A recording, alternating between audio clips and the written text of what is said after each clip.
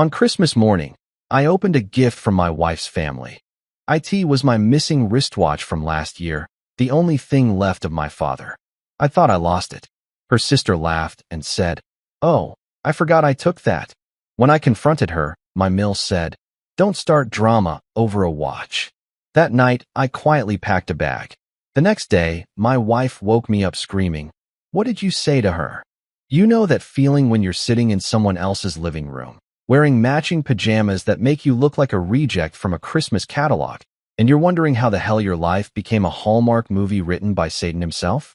Yeah, that was me on Christmas morning at my wife Clara's parents' house, surrounded by enough fake cheer to power Times Square for a week. 5 years of marriage, 5 years of this dog and pony show, and I was still playing my role like some kind of masochistic method actor. The whole family had this routine down to a science. We'd all stumble downstairs in our coordinated sleepwear. This year's theme was Winter Wonderland, which apparently meant we all looked like we'd been attacked by a bedazzling gun. Line up for photos that would make Norman Rockwell roll over in his grave and pretend like we actually gave a damn about each other for the next 8 hours. Clara's mom, Sylvia, was already in full hostess mode, flitting around the kitchen like a caffeinated hummingbird in a velour tracksuit. She had this way of smiling that never quite reached her eyes. You know, that special brand of suburban mom fakeness that could cut glass. "Oh, honey," she'd coo at me while simultaneously looking right through me like I was a particularly disappointing piece of furniture. "You look so handsome in those pajamas." Translation: you look ridiculous, but I'm legally obligated to be nice to you because you're technically family. Then there was Harper, Clara's sister, who had turned passive-aggressive commentary into an art form. She was already holding court in the living room, regaling everyone with stories about her latest boyfriend, some finance bro named Chad or Brad or whatever generic white boy name was trending that month. Harper had this talent for making every conversation about herself while simultaneously finding ways to take little digs at everyone else. It was honestly impressive in a deeply twisted way. "Oh my God, remember last Christmas when you tried to help with the turkey and almost burned down Mom's kitchen?" she'd say with that tinkling laugh that sounded like wind chimes in a hurricane. "You're so much better at other things." What other things, you ask? Hell if I know, because Harper never actually specified what I was supposedly good at. Maybe she meant breathing. Maybe that was my one marketable skill in the Harper Reynolds extended universe. But this year felt different. There was this tension in the air, thick as Sylvia's famous eggnog and twice as nauseating. Maybe it was because I'd finally started noticing how nobody in this family actually listened to each other. They just waited for their turn to talk. Maybe it was because I'd realized that 5 years of holidays had blurred together into one endless loop of forced merriment and emotional constipation. Or maybe it was because I'd started questioning why I kept showing up to these gatherings feeling like I needed a shower afterward. The morning kicked off with breakfast, which was always this elaborate production that somehow managed to stress everyone out while they pretended to be having fun. I'd volunteered to make pancakes. Not because I'm some kind of culinary genius, but because it gave me something to do with my hands while I tried to ignore the low-level anxiety that had been gnawing at my gut since we'd pulled into the driveway the night before. I was at the stove, flipping pancakes and trying to tune out Harper's running commentary about how her new apartment was so much more sophisticated than our place, when she decided to grace me with her attention. "Oh, cute shirt," she said, eyeing the flannel Clara had bought me for the occasion. The way she said cute made it sound like she was talking about a particularly pathetic puppy. "Very lumberjack chic. Are we going camping after breakfast?" I forced a smile and kept flipping pancakes. Because what was the alternative? Tell my sister-in-law that her personality was about as appealing as a root canal? Start a fight on Christmas morning over a shirt? Clara would never forgive me, and honestly, I was already walking on eggshells in this family without adding "couldn't take a joke" to my list of alleged character flaws. When I finally plated the pancakes, golden brown and fluffy as hell, "Thank you very much." Harper took a bite and made this face like she was being forced to eat cardboard. These are edible," she announced to the table. "A little heavy, though. I usually make mine with almond flour and egg whites. Much lighter. Edible." 5 years of marriage, and my sister-in-law's best compliment for my cooking was edible. I sat down at the table, cutting into my apparently offensive pancakes, and tried to remind myself that this was just Harper being Harper. She probably didn't mean anything by it.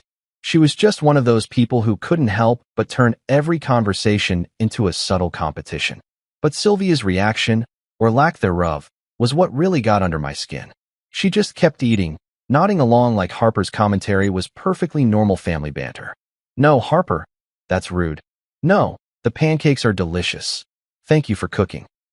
Just silence and that fake smile, like she was watching a mildly entertaining TV show instead of sitting at a table where her daughter was casually shitting on her son-in-law. Clara, meanwhile, was doing that thing she always did when Harper started her routine, staring intently at her phone like she'd suddenly received the most fascinating text message in human history. It was her standard conflict avoidance strategy, perfected over 32 years of living with Harper's particular brand of emotional terrorism. I sat there, fork halfway to my mouth, feeling that familiar knot in my stomach that I'd learned to associate with family gatherings. That feeling of being an outsider looking in, of being tolerated rather than welcomed, of constantly having to prove that I deserved to be at this table. And the worst part was that I'd been feeling it for so long, I'd started to think it was normal. Like maybe this was just how families worked, and I was the problem for expecting anything different. The morning stretched ahead of us like a marathon of manufactured joy, complete with gift-opening ceremonies and more photo ops than a celebrity wedding. I could already see it all playing out. The carefully orchestrated chaos, the obligatory, candid moments that would end up on social media, the exhausting performance of being grateful and happy and perfectly content with my place in this bizarre family ecosystem. But something felt different this year. Maybe it was the way Harper's comments seemed sharper, more deliberate. Maybe it was how Sylvia's indifference felt more pronounced. Or maybe it was just that I was finally getting tired of pretending that any of this was okay. Either way, I had this growing sense that something was about to shift, like the calm before a storm that nobody else could see coming.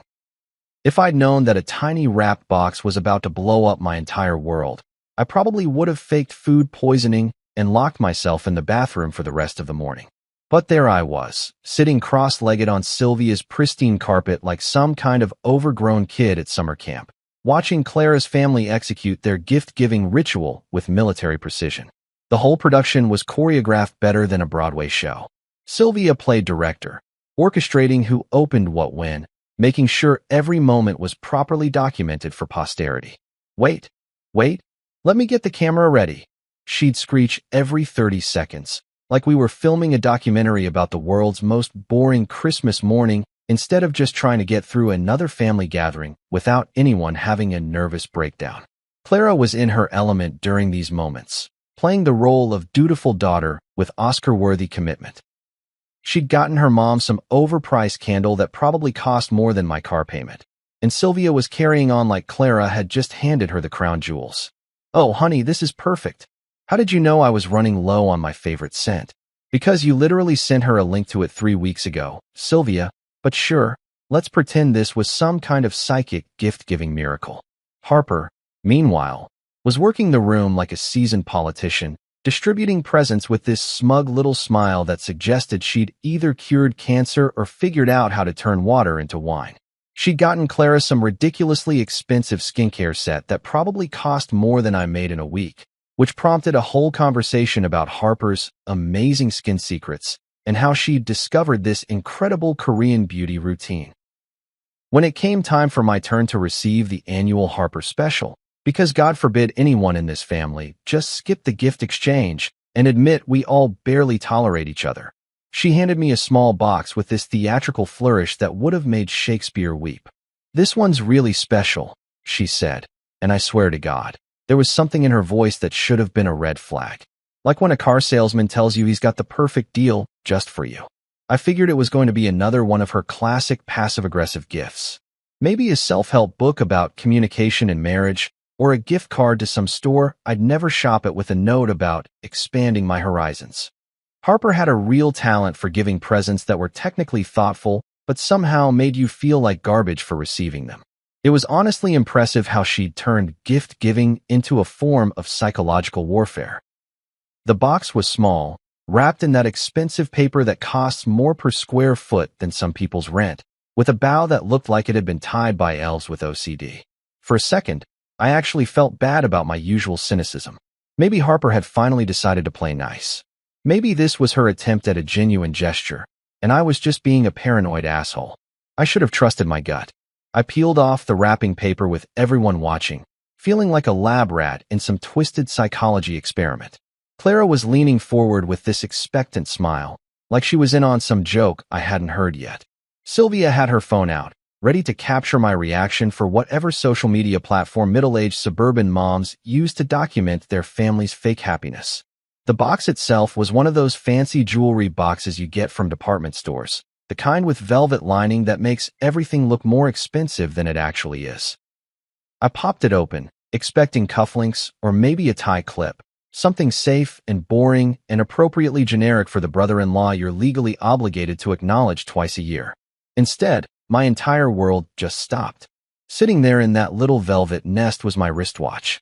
Not a watch that looked like mine. Not a similar model. My actual, specific, irreplaceable wristwatch that I'd been mourning for an entire goddamn year. It was a 1970s Omega that had belonged to my dad, nothing fancy or expensive by today's standards, but it was the only thing I had left of him after he died when I was 23. The watch had this distinctive scratch on the crystal from where he'd knocked it against a door frame, and a tiny dent in the case that he'd gotten from dropping it while working on his car. It wasn't worth much to anyone else, but to me, it was priceless. I'd torn apart our apartment looking for it last Christmas. I'd retraced my steps for weeks, checked every pocket, every drawer, every possible place it could have fallen. I called hotels we'd stayed at, restaurants we'd eaten at, even posted on Lost and Found Facebook groups like some kind of desperate lunatic. Clara had helped me look, or at least she pretended to help, while making sympathetic noises about how these things just happen sometimes. And now here it was, sitting in a gift box from Harper like it was some kind of thoughtful present instead of grand theft. My hand started shaking as I lifted it out of the box. It was definitely mine. Same scratch, same dent, same worn leather strap that I'd been meaning to replace for years, but never got around to because it still smelled faintly like my dad's cologne. "Oh my God," Harper said, and her voice had this sing-song quality that made my skin crawl. "I totally forgot I borrowed that for Jennifer's wedding last year. I kept meaning to give it back, but you know how crazy things have been." She giggled, actually giggled, like misplacing someone's most precious possession for 12 months was just a silly little oopsie. Borrowed. That's what she called it. Like I'd handed it to her with a smile and a sure, take your time bringing it back. Like I hadn't spent an entire year thinking I'd lost the last tangible connection to my father. "You borrowed it." The words came out of my mouth before I could stop them, and I could hear this dangerous edge in my own voice that probably should have been a warning to everyone in the room. Harper's smile faltered for just a second, like she'd finally picked up on the fact that I wasn't exactly thrilled with her little revelation. "Well, yeah, I needed a nice watch for the wedding photos, and you weren't using it that day anyway. I was going to ask, but you guys had already left for your trip." Ask. She was going to ask. After the fact. After she'd already taken it. "So you stole it," I said, and the temperature in the room dropped about 20 degrees. The giggle that came out of Harper's mouth was like nails on a chalkboard. "Stole? God, you're so dramatic. It's not like I pawned it or anything. I just forgot I had it. Family borrows things from each other all the time." I looked around the room, waiting for someone, anyone, to acknowledge how completely insane this whole situation was. Clara was staring at her hands like they held the secrets of the universe. Sylvia was suddenly very interested in cleaning up wrapping paper, moving around the room with the focused intensity of someone trying really hard to pretend nothing was happening. "Don't start drama over a watch," Sylvia finally said, not even looking up from her aggressive trash collection. "It's Christmas morning, for crying out loud." Drama. Wanting my stolen property back was drama. Expecting an apology for a year of grief was drama. Being upset that my sister-in-law had casually helped herself to my most precious possession and then acted like I should be grateful she'd finally decided to return it was drama. I sat there holding my father's watch, feeling like I was living in some kind of alternate reality where theft was just a quirky family tradition and I was the asshole for not being cool with it. The silence stretched on until it became uncomfortable for everyone, which apparently was my fault too, because I was the one making things weird by having feelings about the whole situation. That moment, sitting in that perfect living room, surrounded by people who were supposed to be my family, holding the watch I'd grieved for like it was a dead relative. That's when everything clicked into place. All the little comments, all the dismissive attitudes, all the times I'd felt like I was going crazy for thinking something was off. This wasn't just Harper being thoughtless. This wasn't just a misunderstanding. This was exactly who these people were, and exactly how much I mattered to them. You know that moment when you realize your entire life has been built on a foundation of bullshit, and the only reasonable response is to pack your stuff and get the hell out of Dodge? Yeah, that was me at 2 a.m. in a Holiday Inn Express, folding my clothes with the kind of methodical precision usually reserved for bomb disposal experts. The hotel room was one of those generic boxes that could have been anywhere in America. Beige walls, beige carpet, beige furniture that looked like it had been designed by someone who'd given up on life. The air conditioning unit under the window was making this rhythmic clicking sound that should have been annoying, but honestly, it was the most honest thing I'd heard all day. At least the AC wasn't pretending to be something it wasn't. I'd driven here in complete silence after the watch incident, with Clara sitting in the passenger seat radiating this wounded energy like I was the one who'd done something wrong. She tried to start conversations a few times. You know Harper didn't mean anything by it. And maybe we should talk about this when we're both calmer. But I just couldn't. What was there to say? That I was upset my wife's family had stolen from me, and then acted like I was being unreasonable for having feelings about it? The whole drive back to the hotel, I kept thinking about that moment when Sylvia told me not to start drama. Like wanting my father's watch back was some kind of character flaw. Like being hurt by theft was a personality disorder.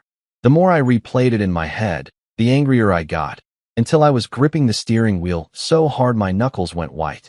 Now I was alone in this sad little room, packing my life into a suitcase like I was fleeing a crime scene.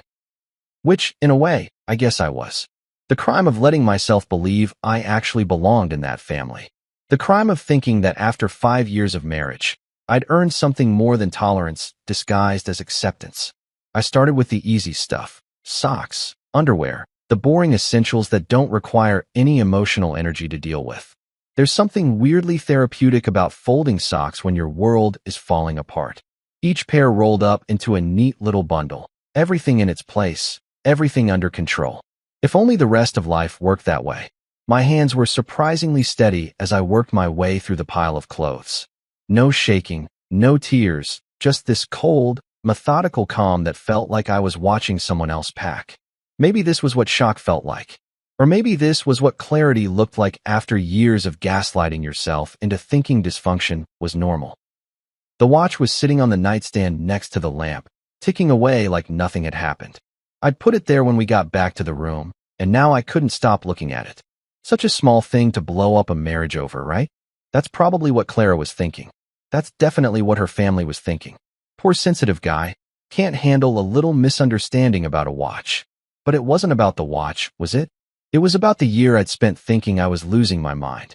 It was about Clara helping me look for something her sister had stolen. It was about the casual cruelty of that giggle when Harper acted like grand theft was just a silly mistake.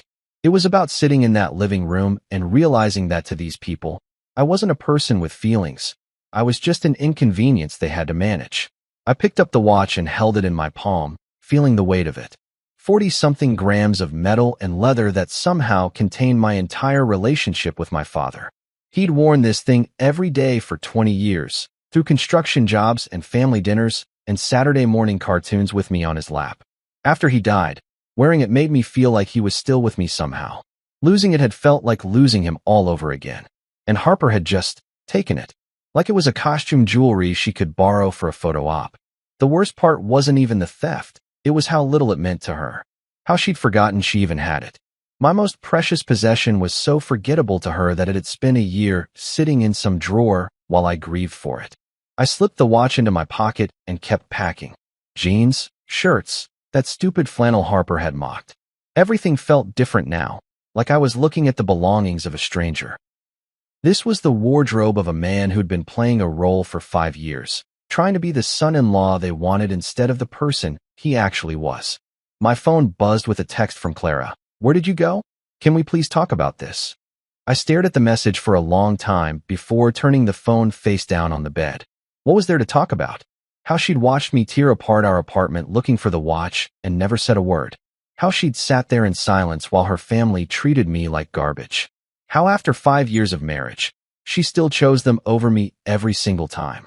The truth was, Clara probably didn't even realize what she'd done. In her mind, she was just keeping the peace, avoiding conflict, trying to make everyone happy.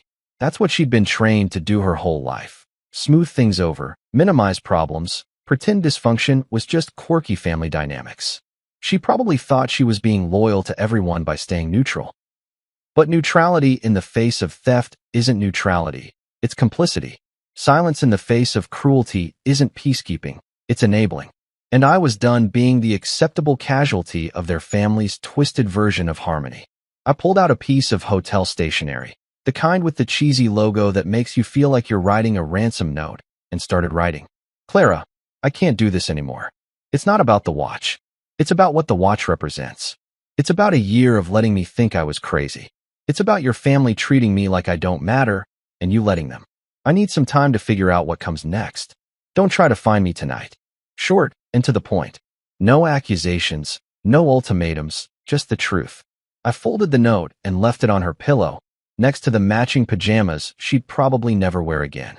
I grabbed my suitcase and headed for the door, then stopped and came back for one more thing, my phone charger. If you're going to disappear into the night, you might as well do it with a fully charged phone. Some revolutions require proper planning.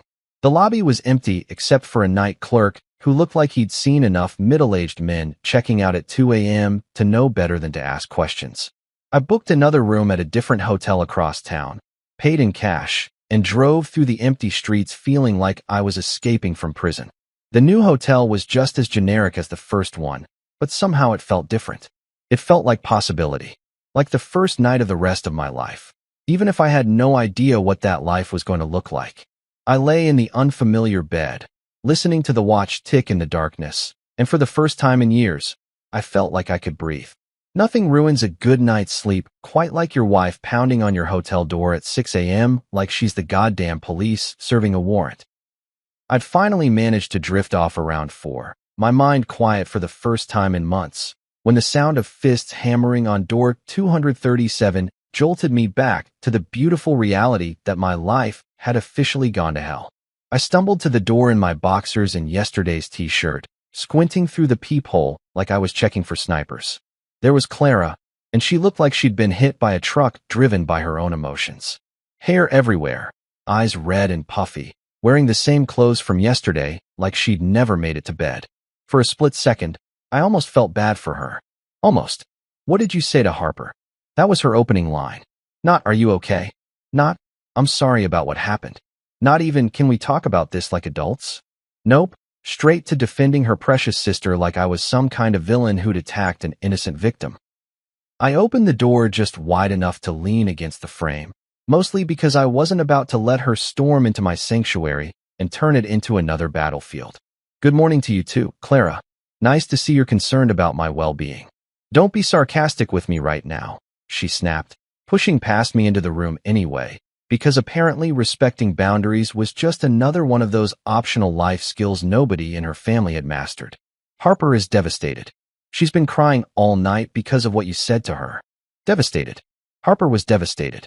The woman who'd stolen my most precious possession and then laughed about it was now the victim in this little drama.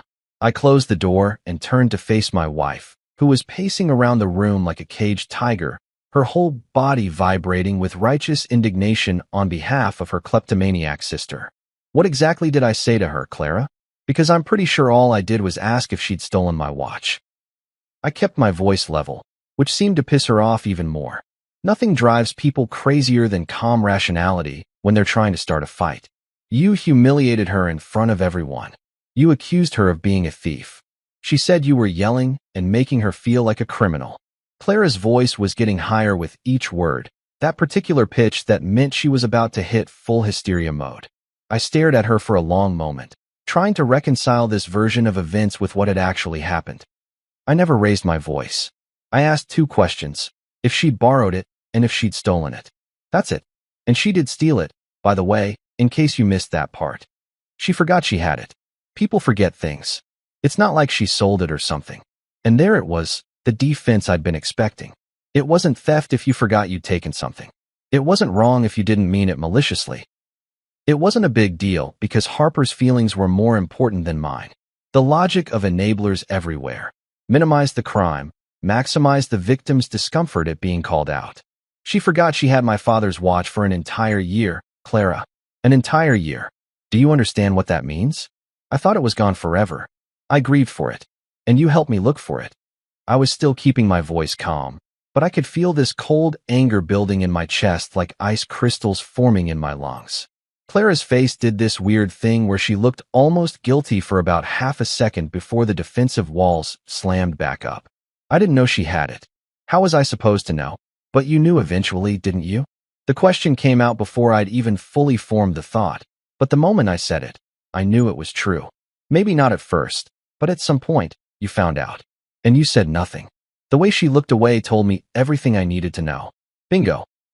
My loving wife had known her sister was a thief and had chosen to protect Harper instead of telling me the truth. The betrayal hit me like a physical blow, stealing my breath for a moment. It's not that simple, she said quietly, which was Clara speak for. Yes, I knew, but I'm going to make this somehow your fault anyway. Actually, it is that simple. You knew Harper had stolen my watch, and you said nothing. You let me think I was crazy. You let me beat myself up for losing the only thing I had left of my father. You watched me tear apart our apartment looking for it, and you said nothing. I was trying to keep the peace. Harper's been struggling with. Oh, for fuck's sake, Clara. Harper's been struggling with what? The burden of being a grown woman who steals things? The terrible hardship of facing consequences for her actions. My calm was finally cracking, and honestly, it felt good to let some of this rage out instead of swallowing it like I'd been doing for years. She has issues with boundaries, okay? She's always been like this. Mom says it's because. I don't give a shit what Mommy says about Harper's boundary issues. She stole from me, and you covered for her. I was pacing now too, the small hotel room feeling like a cage. Do you have any idea how that makes me feel? Knowing that my own wife values her sister's comfort more than my sanity. Clara sat down on the edge of the bed, and for a moment, she looked small and defeated. She called me at midnight, sobbing. She said you'd made her feel like a monster in front of the whole family. She said you'd embarrassed her in front of the kids. The kids. Of course Harper had played the think of the children card. Never mind that the kids had been in the other room when the whole thing went down. Never mind that maybe seeing an adult face consequences for stealing would have been a valuable lesson. Harper's feelings were what mattered here. Did you ever think about calling me to see how I was feeling? Did you ever think about apologizing for the fact that your family stole from me and then acted like I was the problem? I was standing over her now, and she was looking up at me with these big wounded eyes like I was the one being unreasonable. You left. You just disappeared in the middle of the night like some kind of drama queen. What was I supposed to think? You were supposed to think, wow, maybe my husband is upset because my sister stole his most precious possession and my family treated him like garbage when he dared to have feelings about it. I could hear my voice getting louder, but I didn't care anymore. You were supposed to think, maybe I should apologize instead of demanding that he apologize to his thief. Clara stood up, crossing her arms over her chest in that defensive posture that meant the conversation was about to get even more ridiculous. Harper is not a thief. She made a mistake. And now she's telling everyone you had some kind of breakdown and screamed at her like a crazy person. And there it was, the real reason for this little 6 a.m. visit. Harper was already working damage control, spinning the story to make herself the victim and me the villain. I was willing to bet money that by noon, half the family would believe I'd had some kind of psychotic break over a borrowed watch. Let me guess, I said, sitting down in the room's single chair and looking at my wife like I was seeing her clearly for the first time. Harper's version has me as the unstable husband who can't handle family dynamics. Harper's version has me yelling and making threats.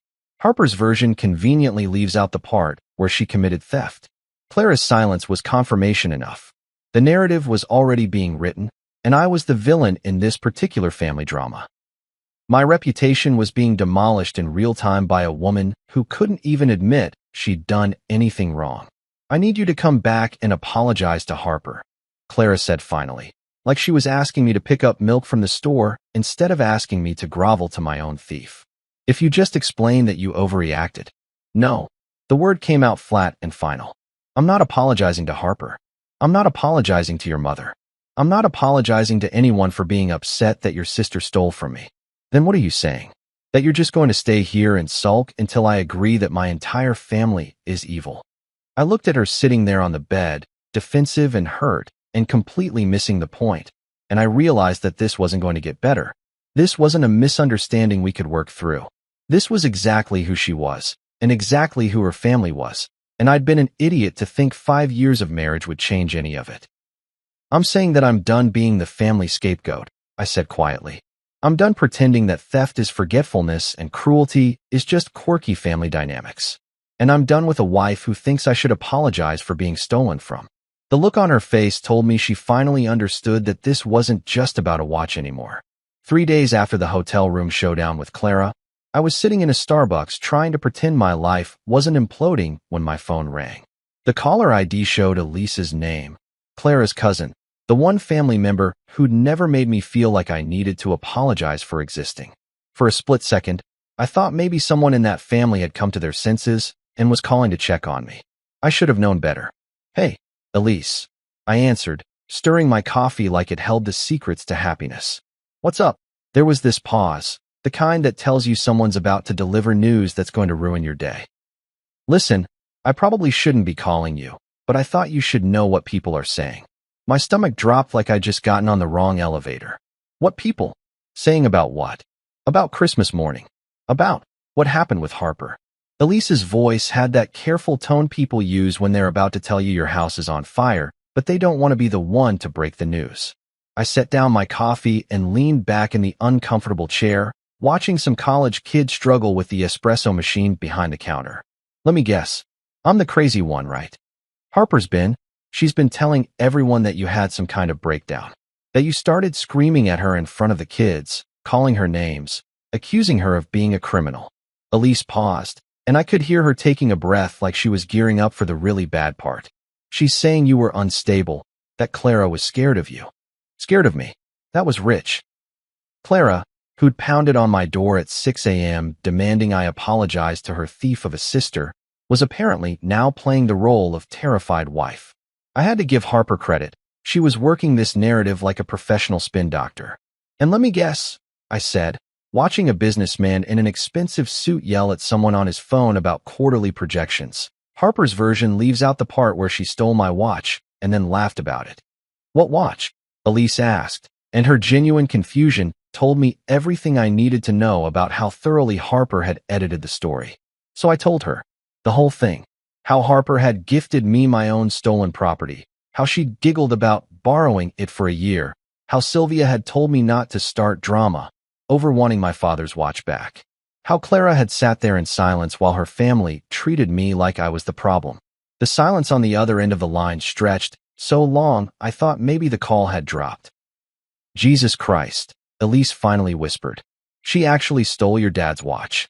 For a whole year. And then acted like I should be grateful she finally decided to give it back. I was trying to keep my voice level, but even talking about it made my blood pressure spike. But according to the family grapevine, I'm the unstable one who can't handle a simple misunderstanding. Oh my God, that's not what anyone's been told. Harper said you just exploded out of nowhere, that you accused her of theft over some miscommunication about a watch she'd borrowed with permission. Elise sounded genuinely horrified, which was honestly the first normal reaction I'd gotten from anyone in Clara's family. With permission, right? Because I'm known for lending out my most precious possessions to people who treat me like garbage. I laughed, but it came out bitter and sharp. What else is she saying? That you've been having problems for a while. That Clara's been worried about your mental health. That this was just the final straw. Elise's voice was getting quieter, like she was afraid someone might overhear her telling me the truth. Sylvia's been telling people that you're too sensitive for family life, and that Clara deserves better. Too sensitive for family life. Translation: too willing to call out their bullshit. Too likely to expect basic human decency. Too prone to having feelings when people steal from me and then mock me for being upset about it. And Clara's going along with this? I asked, even though I already knew the answer. Of course she was. Clara had never met a family narrative she wouldn't support, no matter how far from reality it wandered. She's not exactly contradicting it. She's been telling people that you stormed out over a misunderstanding, that you wouldn't listen to reason, that you've been under a lot of stress lately. Elise paused again. I'm sorry. I know this isn't what you want to hear. Actually, it was exactly what I needed to hear. Because now I knew what I was dealing with. This wasn't just Harper being defensive about getting caught stealing. This was a coordinated character assassination designed to make me the villain in a story where I'd been robbed and then gaslit about it. Has anyone asked for my side of the story? I asked, already knowing the answer. Not really. I mean, a few people have asked where you are, but mostly everyone's just accepting Harper's version. The disappointment in Elise's voice was almost as depressing as the actual news. I think they want to believe it's just a misunderstanding, you know? It's easier than dealing with the idea that Harper might actually be a thief. I finished for her. It's easier than admitting that their precious Harper is a thief who's been stealing from family members and getting away with it because everyone's too chicken shit to call her out. Wait, family members? Plural. And that's when it hit me. If Harper had been comfortable enough to steal my watch and then forget about it for a year, this probably wasn't her first rodeo. People don't usually start their criminal careers with grand theft sentimental value. They work up to it. Elise, has Harper ever borrowed anything from you? Or from other family members? Jewelry, clothes, anything that maybe never made it back? The silence on the other end of the line was deafening. When Elise finally spoke, her voice was barely a whisper. Oh shit. My grandmother's ring. She borrowed it for a date last spring and said she'd return it the next week. When I asked about it, she said she couldn't find it, that maybe she'd lost it somewhere. But you never really believed that, did you? I know. I didn't. But I figured, you know, family. Maybe she really had lost it. Maybe I was being paranoid. Elise's voice was getting stronger, like she was putting pieces together in real time. But now that you mention it, my mom said something a few months ago about how Harper had borrowed some earrings and never brought them back. So there it was. Harper wasn't just a one-time opportunist who'd made a mistake with my watch. She was a serial thief who'd been working her way through the family's valuables like she was running her own personal pawn shop. And everyone had been making excuses for her because confronting the truth was more uncomfortable than pretending it wasn't happening. How many people has she called? I asked, already dreading the answer. Pretty much everyone. Aunts, uncles, cousins. She's been working the phones like she's running for office. Elise sighed. She called me yesterday crying about how you traumatized her, how she was afraid to be around you now. Really laying it on thick. Afraid to be around me. The woman who'd stolen from me was now afraid of me. The victim had become the perpetrator in this twisted little soap opera, and I was somehow the dangerous one for having the audacity to call theft what it was. And nobody thought to call me. Nobody wanted to hear what actually happened. I don't think most people have your number. And Claire has been saying you need space, that you're not ready to talk to family yet. Elise's voice had this careful quality again, like she was walking through a minefield. I think she's been intercepting people who might want to reach out. Of course she had. Can't have family members getting my side of the story when there's a perfectly good narrative already in place. Can't risk someone finding out that the unstable husband might actually have legitimate grievances against the precious Harper. So let me get this straight, I said, watching the businessman finally hang up his phone and storm out of the coffee shop like he was personally offended by the existence of other people. Harper steals my watch, lies about it for a year, gets caught, and somehow I'm the bad guy. And instead of anyone asking what actually happened, they're all just accepting that I'm some kind of abusive lunatic who terrorizes innocent women over minor misunderstandings. That's pretty much it. Elise sounded as disgusted as I felt. I'm really sorry. I thought you should know what you're up against. What I was up against. Like this was a war instead of a family trying to deal with the inconvenient truth that one of their own was a thief. But maybe that's exactly what it was. A war between people who wanted to maintain comfortable lies and someone who was tired of pretending those lies were acceptable. Thanks for calling, Elise. I mean it. At least now I know where I stand. For what it's worth, I believe you. And I'm going to start asking some questions about my grandmother's ring. After I hung up, I sat in that Starbucks for another hour, watching people come and go with their normal problems and their functional families. Everyone around me was living in a world where theft was still theft, and calling out bad behavior wasn't considered a mental health crisis. I was starting to realize that I wanted to live in that world too. Going back to the apartment felt like returning to a crime scene where I was both the victim and the detective. Clara had texted me the night before saying she'd be at her mom's place, giving me space to think, which was suburban wife code for plotting my next emotional ambush with the family council. Perfect. That gave me a window to collect my stuff without having to endure another performance of Why Can't You Just Apologize to Harper? The musical. The place looked exactly the same. Our stupid couple's throw pillows still perfectly arranged on the couch. Clara's collection of decorative candles that she never lit still cluttering every surface. The wedding photos on the mantle still smiling their fake smiles like nothing had changed. But walking through those rooms felt like touring a museum exhibit called The Life You Used to Think You Had. I started in the bedroom, figuring I'd grab clothes and toiletries and maybe some books to keep me sane while I figured out what the hell came next. But as I was packing, this nagging feeling started gnawing at me. Like when you walk into a room and know something's different, but can't quite put your finger on what. It wasn't until I opened my jewelry box that it hit me. The cufflinks my brother had given me for my wedding were gone. I stared at the empty velvet slot where they should have been, my brain doing that thing where it tries to rationalize obvious evidence, because accepting reality is too goddamn painful. Maybe I'd moved them.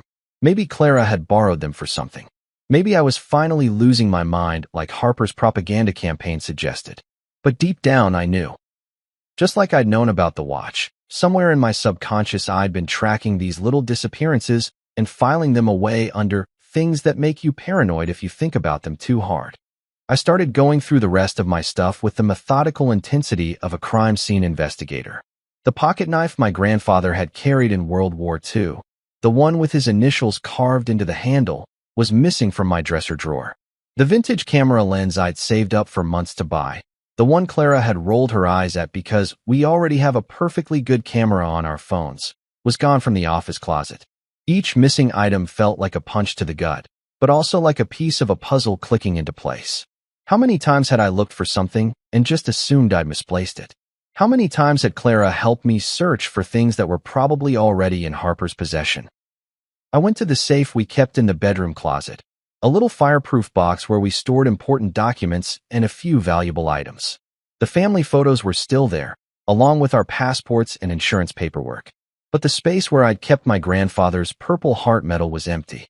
The coin collection my dad had started with me when I was 8 was gone. Even the expensive pin set I'd gotten as a graduation gift had vanished.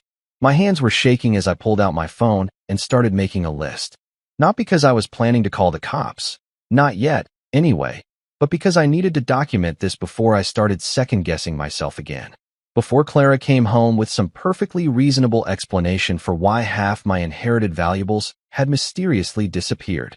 The pattern was becoming clear, and it was diabolical in its simplicity. Harper wasn't just grabbing random stuff. She was targeting things with sentimental value, things that couldn't easily be replaced, things that would hurt them most to lose. The watch had been the crown jewel, but apparently it was just the tip of a very ugly iceberg. I walked through the apartment room by room, opening every drawer, checking every hiding spot, looking for things I hadn't even realized were missing. In the kitchen, the vintage bottle opener my uncle had brought back from Ireland was gone. In the living room, the decorative compass my college roommate had given me had vanished from the bookshelf. But here's the really twisted part. Clara's stuff was all there. Every piece of jewelry, every family heirloom, every sentimental knick-knack her relatives had given her over the years. Harper apparently had enough sense not to steal from her own sister, or maybe Clara was just better at keeping track of her belongings.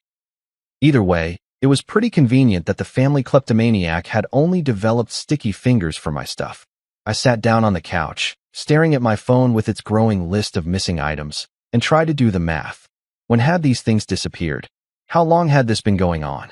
The watch had been missing for a year, but some of this other stuff?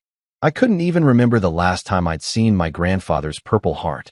Had it been there when we moved into this apartment 2 years ago? Had Harper been helping herself to my belongings since day one? The worst part wasn't even the theft itself, it was the gaslighting. Every time I'd mentioned something going missing, Clara had been right there with reasonable explanations. Maybe you left it at your mom's house. Are you sure you didn't pack it in storage?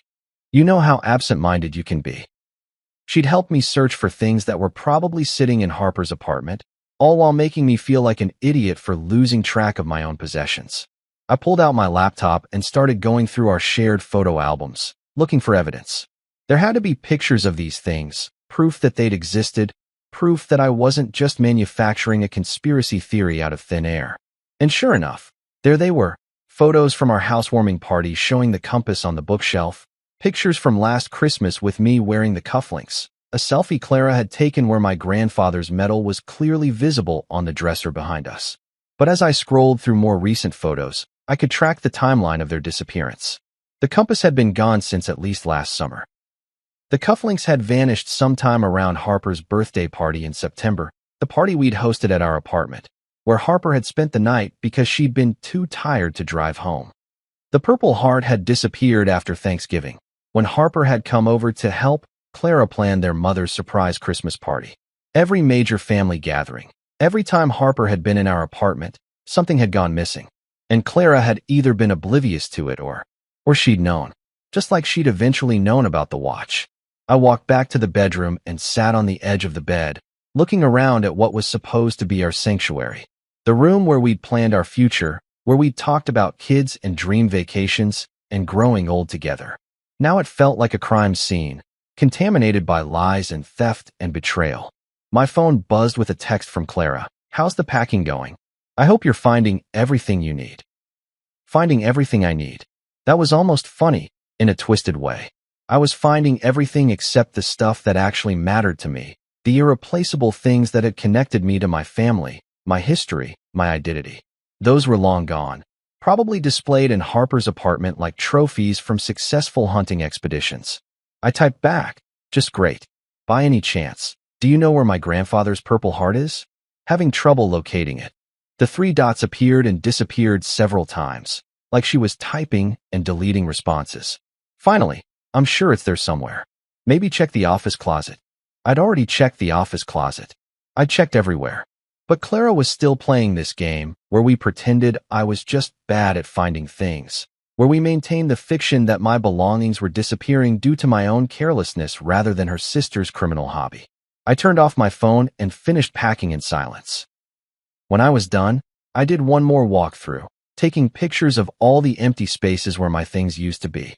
Evidence for a case I wasn't sure I was ready to make yet, but evidence nonetheless. Because one way or another, this shit was going to stop. You know that moment in detective movies where the hero finds the smoking gun hidden in some obvious place the bad guys never thought anyone would look? Well, turns out real life isn't that dramatic. My smoking gun was sitting right there in Clara's Google Photos account, shared with me for 5 years of marital bliss, just waiting for someone to actually pay attention to what was in the damn folders. I was sitting in a 24-hour diner at 2 a.m., mainlining coffee and trying to make sense of what I'd discovered in the apartment, when I decided to go full digital detective. If Harper had been systematically stealing my stuff for years, there had to be evidence somewhere. People like her don't just commit crimes, they document them, because deep down they're proud of what they're getting away with. I opened up our shared photo library on my laptop, the one Clara and I had been using to store memories of our perfect little life together. At first, I was just looking for photos that might show when my stuff had gone missing, innocent screenshots from my growing evidence file. But as I scrolled through the albums, I noticed folders I'd never paid attention to before. Most of them were the usual suspects. Vacation 2023, Clara's birthday, random cute stuff. But there was one folder buried in the family section that made my blood run cold. Harper's Finds. Harper's Finds. Not Harper's Gifts or Harper's Collection. Finds. Like she was a fucking treasure hunter discovering lost artifacts instead of a thief stealing from her brother-in-law. I clicked on the folder, and my laptop screen filled with dozens of photos that made my stomach drop into my shoes.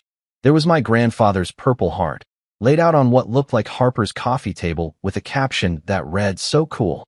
Family history is the best." There were my wedding cufflinks, photographed against some fancy fabric with the text, "Perfect for date night." But it got worse. So much worse. There was my vintage camera lens, displayed next to Harper's regular camera with the caption, "Now I can take professional quality photos." #upgrade time. The antique compass was sitting on her bookshelf between some romance novels, captioned, "New decoration for the apartment." Love how old-timey this looks. My grandfather's pocket knife was photographed next to some camping gear with borrowed this for the hiking trip. So much cooler than modern knives. Borrowed.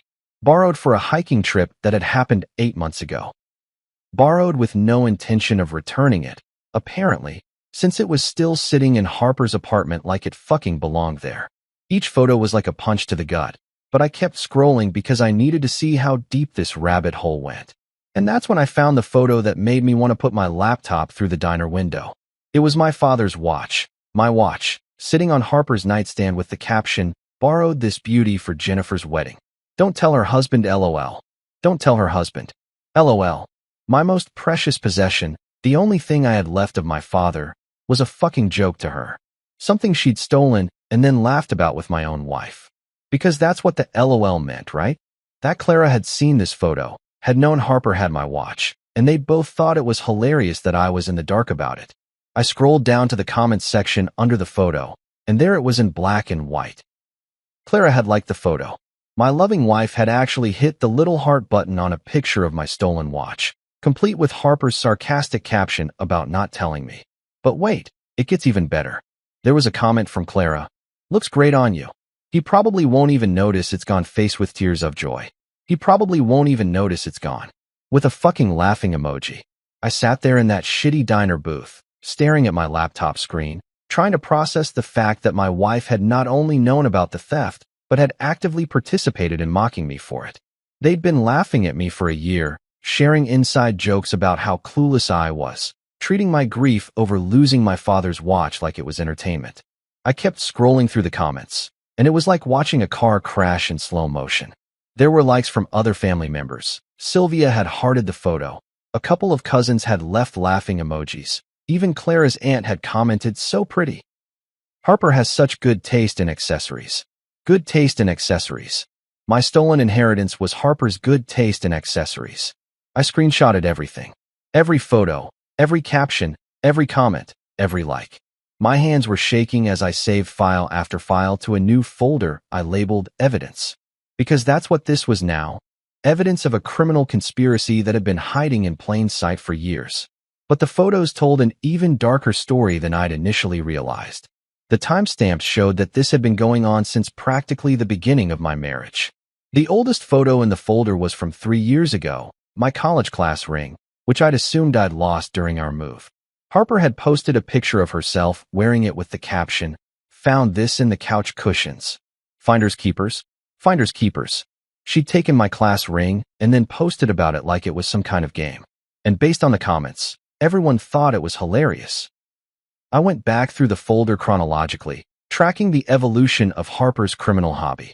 At first, she'd been almost subtle about it, posting photos without explicitly saying where she'd gotten the items. But as time went on and nobody called her out, she'd gotten bolder. The captions became more obvious, the jokes more blatant, the theft more brazen. By the time she'd stolen my watch, she wasn't even pretending anymore. She was openly mocking me in photo captions, and my own wife was cheering her on. It was like they'd all been playing this elaborate prank where I was the only one who didn't know the rules. I kept taking screenshots, building a digital paper trail that would make any prosecutor weep with joy. Because this wasn't just theft anymore. This was documented evidence of a pattern of criminal behavior, complete with timestamps, locations, and commentary from co-conspirators. The more I scrolled, the angrier I got. These people had been treating my belongings like a fucking lending library for years, passing around my most precious possessions like party favors. And they documented every bit of it, probably because they never thought I'd be smart enough or suspicious enough to actually look. But here's the thing that really got under my skin. The photos showed that this wasn't just about taking things. Harper was actively using my stolen property to enhance her own life, to impress her friends, to play dress-up with accessories that weren't hers. My grandfather's purple heart wasn't sitting in a drawer somewhere.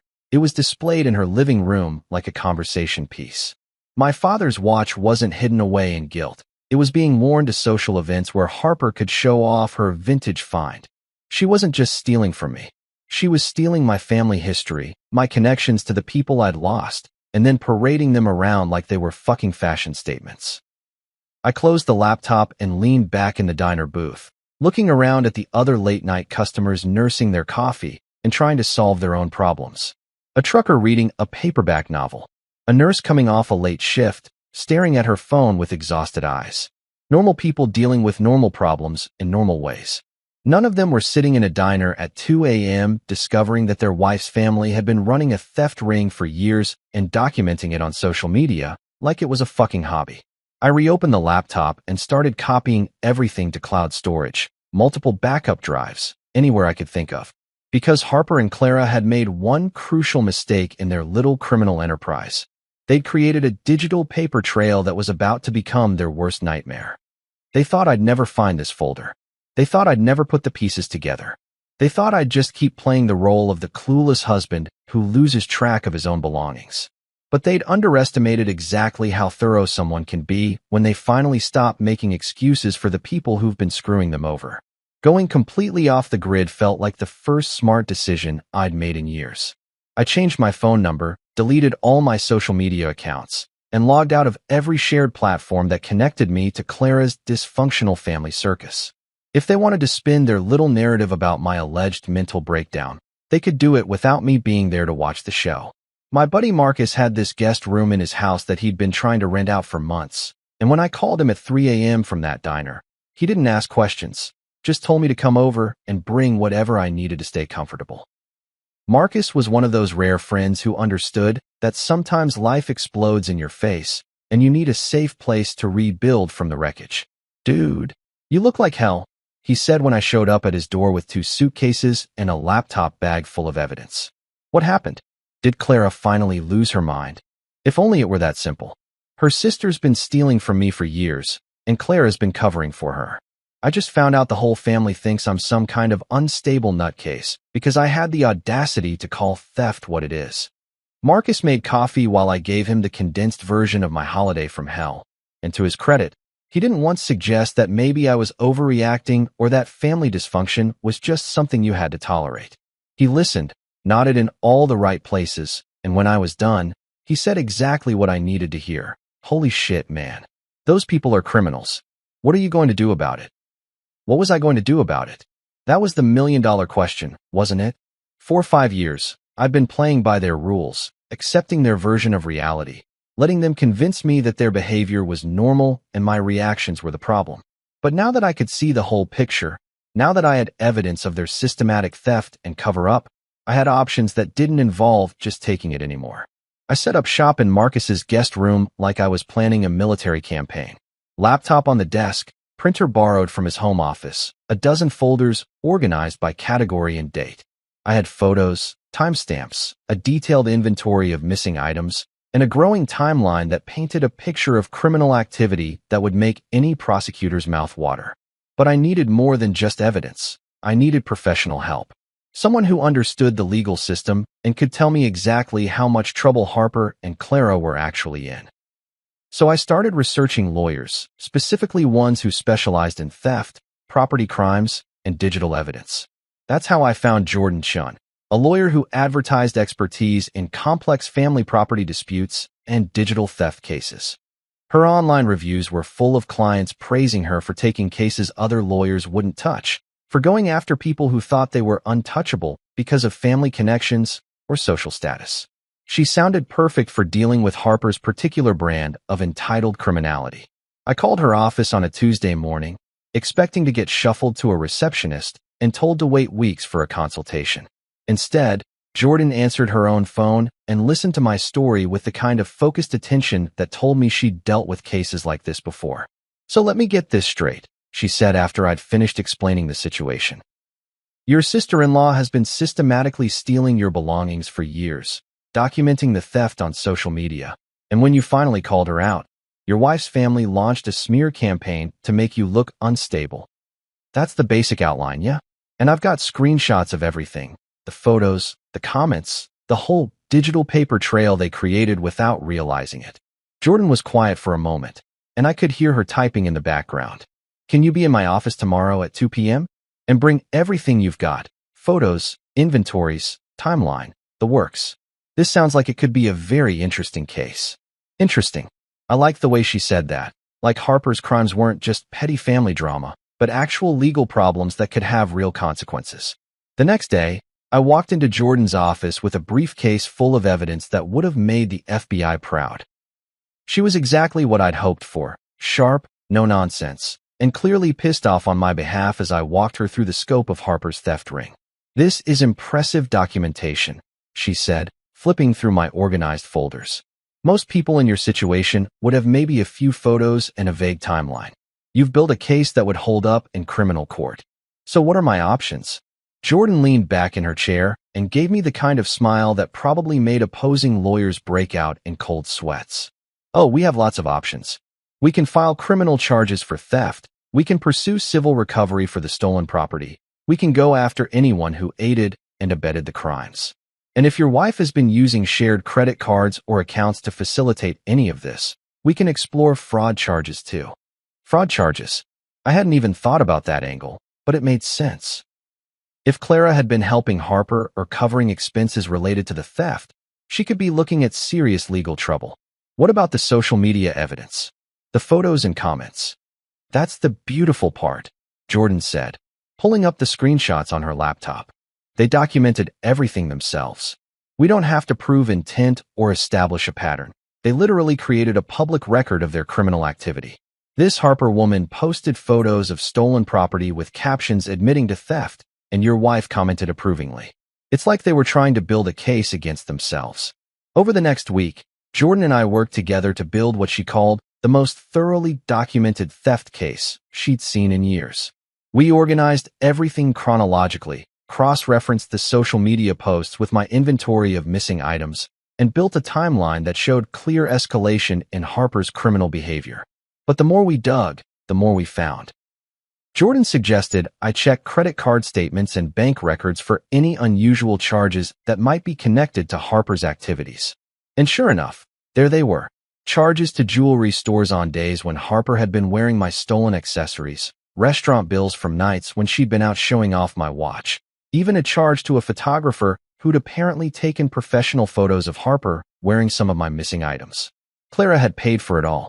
My own wife had been financially supporting Harper's theft hobby, using our shared accounts to fund the accessories and occasions where my stolen property was being displayed. "Your wife is looking at potential fraud charges," Jordan explained as we went through the financial records. "If she was knowingly using shared marital assets to facilitate theft from you, that opens up a whole new category of legal problems for her." By the end of the week, we had enough evidence to file both criminal and civil cases that would probably end with Harper in jail and Clara facing serious financial consequences. But Jordan suggested we start with something more targeted, something that would let Harper and her family know exactly how much trouble they were in without giving them time to destroy evidence or coordinate their stories. "We filed a criminal complaint first," she said, "then hit them with civil suits while they're still reeling from the police investigation. By the time they realize how serious this is, we'll already have them on record with their initial lies and denials." I sat in Jordan's office that Friday afternoon, looking at the stack of legal documents we'd prepared, and felt something I hadn't experienced in years: control. For the first time since Christmas morning, I wasn't reacting to their bullshit. I was dictating the terms of engagement. Harper thought she was untouchable because she was family. Clara thought she could gaslight me into accepting their version of reality. Sylvia thought she could dismiss my concerns as drama and make me the problem. They were all about to learn that stealing from someone and then mocking them for it has consequences that go way beyond family dysfunction. The paperwork was filed that afternoon, and Jordan assured me that Harper would be getting a very unpleasant surprise from law enforcement within the next few days. I couldn't wait to see the look on her face when she realized that her victim had decided to stop being a victim. There's something beautifully poetic about watching a thief get caught with their hands in the cookie jar, especially when they're wearing your stolen property while doing it. I got to experience that particular flavor of justice on a Tuesday morning when Officer Martinez, no relation to my lawyer, just one of those cosmic coincidences that make life interesting, accompanied me back to my apartment for what the police report called recovery of stolen property. Clara had been texting me for weeks, alternating between guilt trips, "Harper is devastated, she's barely eating," and threats, "If you don't stop this nonsense, I'm filing for divorce." What she hadn't been doing was warning her kleptomaniac sister that her little shopping spree was about to become a police matter. Apparently, even after everything that had happened, Clara still thought she could manage this situation with the power of positive thinking and aggressive denial. She was about to learn otherwise. I used my key to let us into the apartment, and the first thing I heard was Harper's voice coming from the living room. "Clara, is that you? I thought you were getting groceries." She sounded relaxed, comfortable, like she was right at home in my space. Which, given how much of my stuff she'd stolen over the years, I guess she kind of was. "Police, ma'am," Officer Martinez called out, and I swear to God the silence that followed was so complete you could have heard a pin drop in the next building. "We're here to execute a search warrant for stolen property." Harper appeared in the doorway wearing my leather jacket, the one I'd gotten for my 30th birthday, the one I'd been looking for since last summer. She'd paired it with jeans and boots, looking like she was about to head out for a casual day of being a functioning member of society instead of a career criminal who'd been caught red-handed. The look on her face when she saw me standing behind the officer was absolutely priceless. Pure shock mixed with panic, like a deer caught in headlights if deer were capable of larceny and emotional manipulation. For a moment, she just stood there, processing the fact that her favorite victim had finally grown a spine. What's going on?" she stammered, unconsciously pulling my jacket tighter around herself like it could somehow provide protection from the consequences of her actions. Officer Martinez consulted his paperwork with the bored efficiency of someone who'd done this dance 100 times before. "We have a warrant to search these premises for items reported stolen from the complainant. You're going to need to step aside while we conduct our search." "Stolen? I didn't steal anything. This is just a misunderstanding." Harper's voice was climbing toward hysteria, which was honestly music to my ears after months of her treating theft like a fucking hobby. I pulled out my phone and started recording. "Ma'am, you're currently wearing my leather jacket. The one I reported missing 6 months ago. The one you're literally wearing right now while claiming you haven't stolen anything." Harper looked down at the jacket like she'd forgotten she was wearing it, then back at me with this expression of wounded innocence that would have been Oscar-worthy if it wasn't completely fucking ridiculous. "I borrowed this. Clara said I could borrow it." "When did Clara give you permission to borrow my jacket, Harper?" I asked, keeping my voice calm and reasonable for the recording. "Because she's not here, and this is my apartment, and that's my property you're wearing." The beautiful thing about catching someone in the act is watching them realize that all their carefully constructed lies are crumbling in real time. Harper's face went through about 6 different emotions before settling on desperate anger. "This is harassment. You can't just bring police into my family's home because you're having some kind of breakdown." "Actually, ma'am, this is his home," Officer Martinez said dryly.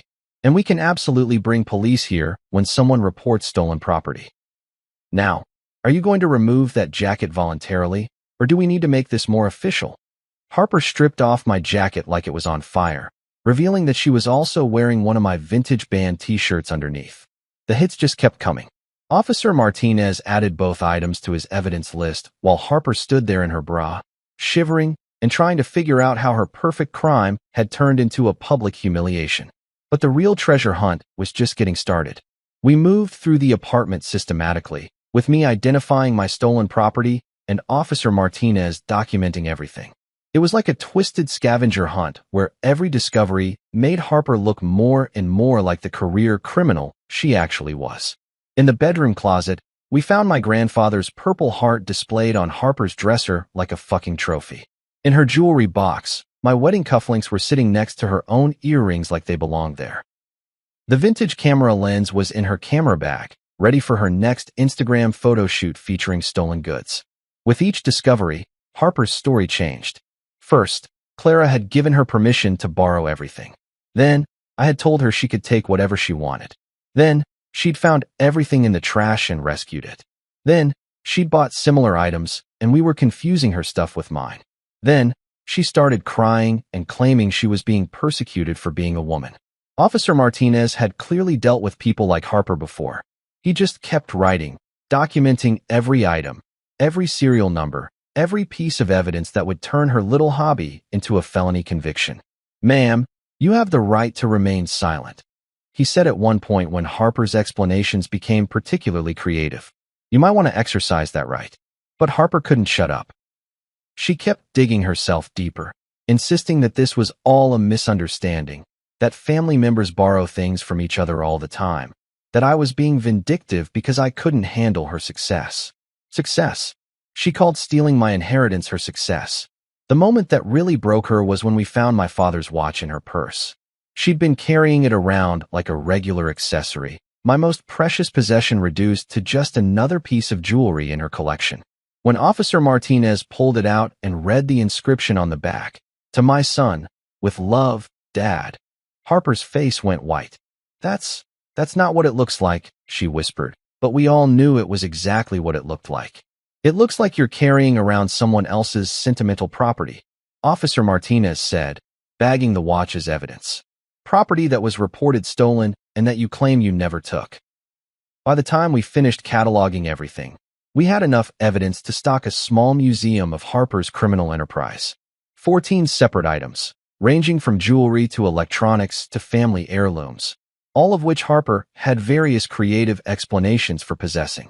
The paperwork alone was going to take hours. But here's where it gets really beautiful. While Officer Martinez was processing Harper for receiving stolen goods, my phone started buzzing with notifications. News travels fast in suburban families, and apparently someone had seen the police cars outside the apartment and started asking questions. Within 2 hours, my Facebook post was live. Nothing dramatic, nothing emotional, just a simple statement of facts with attached photos of the evidence recovery. After months of investigation, police recovered stolen property from my sister-in-law's possession today. Items included family heirlooms, wedding gifts, and inherited jewelry taken from our home over the past 3 years. Thank you to everyone who supported me during this difficult time. The photos spoke for themselves. Officer Martinez holding my grandfather's Purple Heart, Harper's mugshot from the police station, screenshots of the Harper's Finds folder with her mocking captions. No editorializing needed, just the truth, documented and verified by law enforcement. Within hours, the comments section became a battlefield. Family members who'd believed Harper's lies were suddenly confronted with photographic evidence that their golden girl was actually a career thief. Cousins started posting about their own missing items. Aunts began sharing stories about jewelry that had disappeared after Harper visited. Elisa's comment was my personal favorite. "Well, this explains where my grandmother's engagement ring went. Harper borrowed it for a date 8 months ago and claimed she'd lost it. Turns out she just forgot to mention she'd added it to her permanent collection." The dominoes were falling exactly like I'd hoped they would. Harper's reputation was imploding in real time as people realized they'd been defending a thief who'd been systematically robbing her own family for years. The narrative was flipping from poor Harper being persecuted by her unstable brother-in-law to holy shit, Harper's been stealing from everyone and we all just enabled it. But the best part? Clara's radio silence.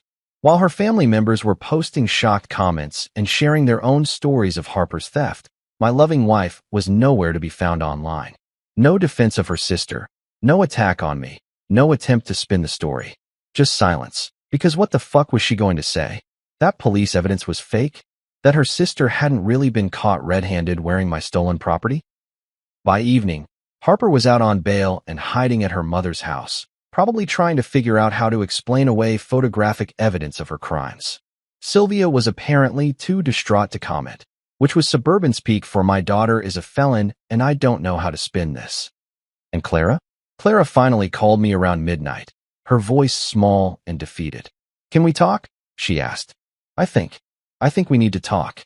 24 hours earlier, she'd been demanding I apologize to her thief of a sister.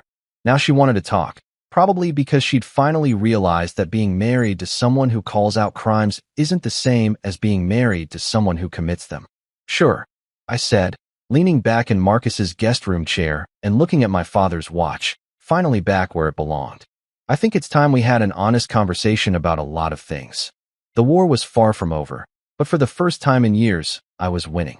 6 months later, I'm sitting in my own apartment, my actual apartment, not some hotel room or friend's guest bedroom, watching the morning light hit my father's watch on the nightstand. It's a quiet Tuesday in a city 2 hours away from the Reynolds family circus, and for the first time in years, I can honestly say I sleep like a baby. The apartment isn't much to look at from the outside. One of those converted warehouse buildings where the rent is reasonable because the neighborhood hasn't been fully gentrified yet. But inside, it's mine. Every piece of furniture, every book on the shelf, every coffee mug in the cabinet belongs to me and only me. Nobody's going to borrow anything and forget to return it.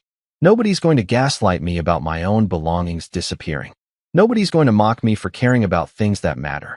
The watch sits there ticking away like it's been waiting patiently for things to get back to normal. I don't wear it often anymore, not because I don't love it, but because it carries too much weight now. It's not just my connection to my father anymore. It's proof that I wasn't crazy, proof that I was right to trust my instincts, proof that sometimes the people closest to you are the ones you should trust the least. The legal stuff wrapped up about a month ago. Harper pleaded guilty to theft charges and got sentenced to community service and restitution, which sounds light until you realize she also had to pay my legal fees and damages. Turns out stealing from family members doesn't get you much sympathy from judges, especially when you document your crimes on social media like some kind of criminal influencer. Clara and I are divorced now, obviously. The papers came through last week, and honestly, signing them felt more like relief than grief. We tried the counseling thing for about 5 minutes, but it's hard to rebuild trust with someone who spent years lying to your face about theft. The counselor kept talking about rebuilding communication. But how do you communicate with someone who thinks covering up crimes is just keeping the peace? The funniest part is how the family narrative shifted once the dust settled. Suddenly, everyone remembered being suspicious of Harper's behavior. Suddenly, everyone had noticed things going missing but didn't want to cause drama. Suddenly, I went from being the unstable troublemaker to being the victim everyone was secretly rooting for. Elise calls me sometimes to update me on the family gossip. Apparently, Harper's moved back in with Sylvia and is working at some retail job where they probably keep a close eye on the inventory. She's in therapy now, which is great, but somehow I doubt they're going to therapy their way out of being the kind of person who steals family heirlooms and then laughs about it online. Sylvia is still playing the victim, telling anyone who'll listen that I destroyed the family by overreacting to Harper's mistakes. Because apparently, systematic theft over multiple years counts as mistakes when it's your precious daughter doing the stealing. Some people never learn. But here's the thing that really gets me. I'm happier now than I've been in years. I wake up in the morning without that low-level anxiety that used to follow me around like a personal storm cloud. I don't second-guess myself about missing items or wonder if I'm losing my mind. I don't have to pretend that dysfunction is just quirky family dynamics. I've got new friends now. People I met through work, neighbors, even some folks from Marcus's social circle who treat me like a human being instead of a problem to be managed. It's amazing how much easier relationships are when the other person isn't actively stealing from you or covering for someone who is. The watch on my nightstand isn't just a reminder of my father anymore. It's a reminder that truth has a way of coming out, that standing up for yourself is worth the temporary chaos, that some bridges are meant to be burned.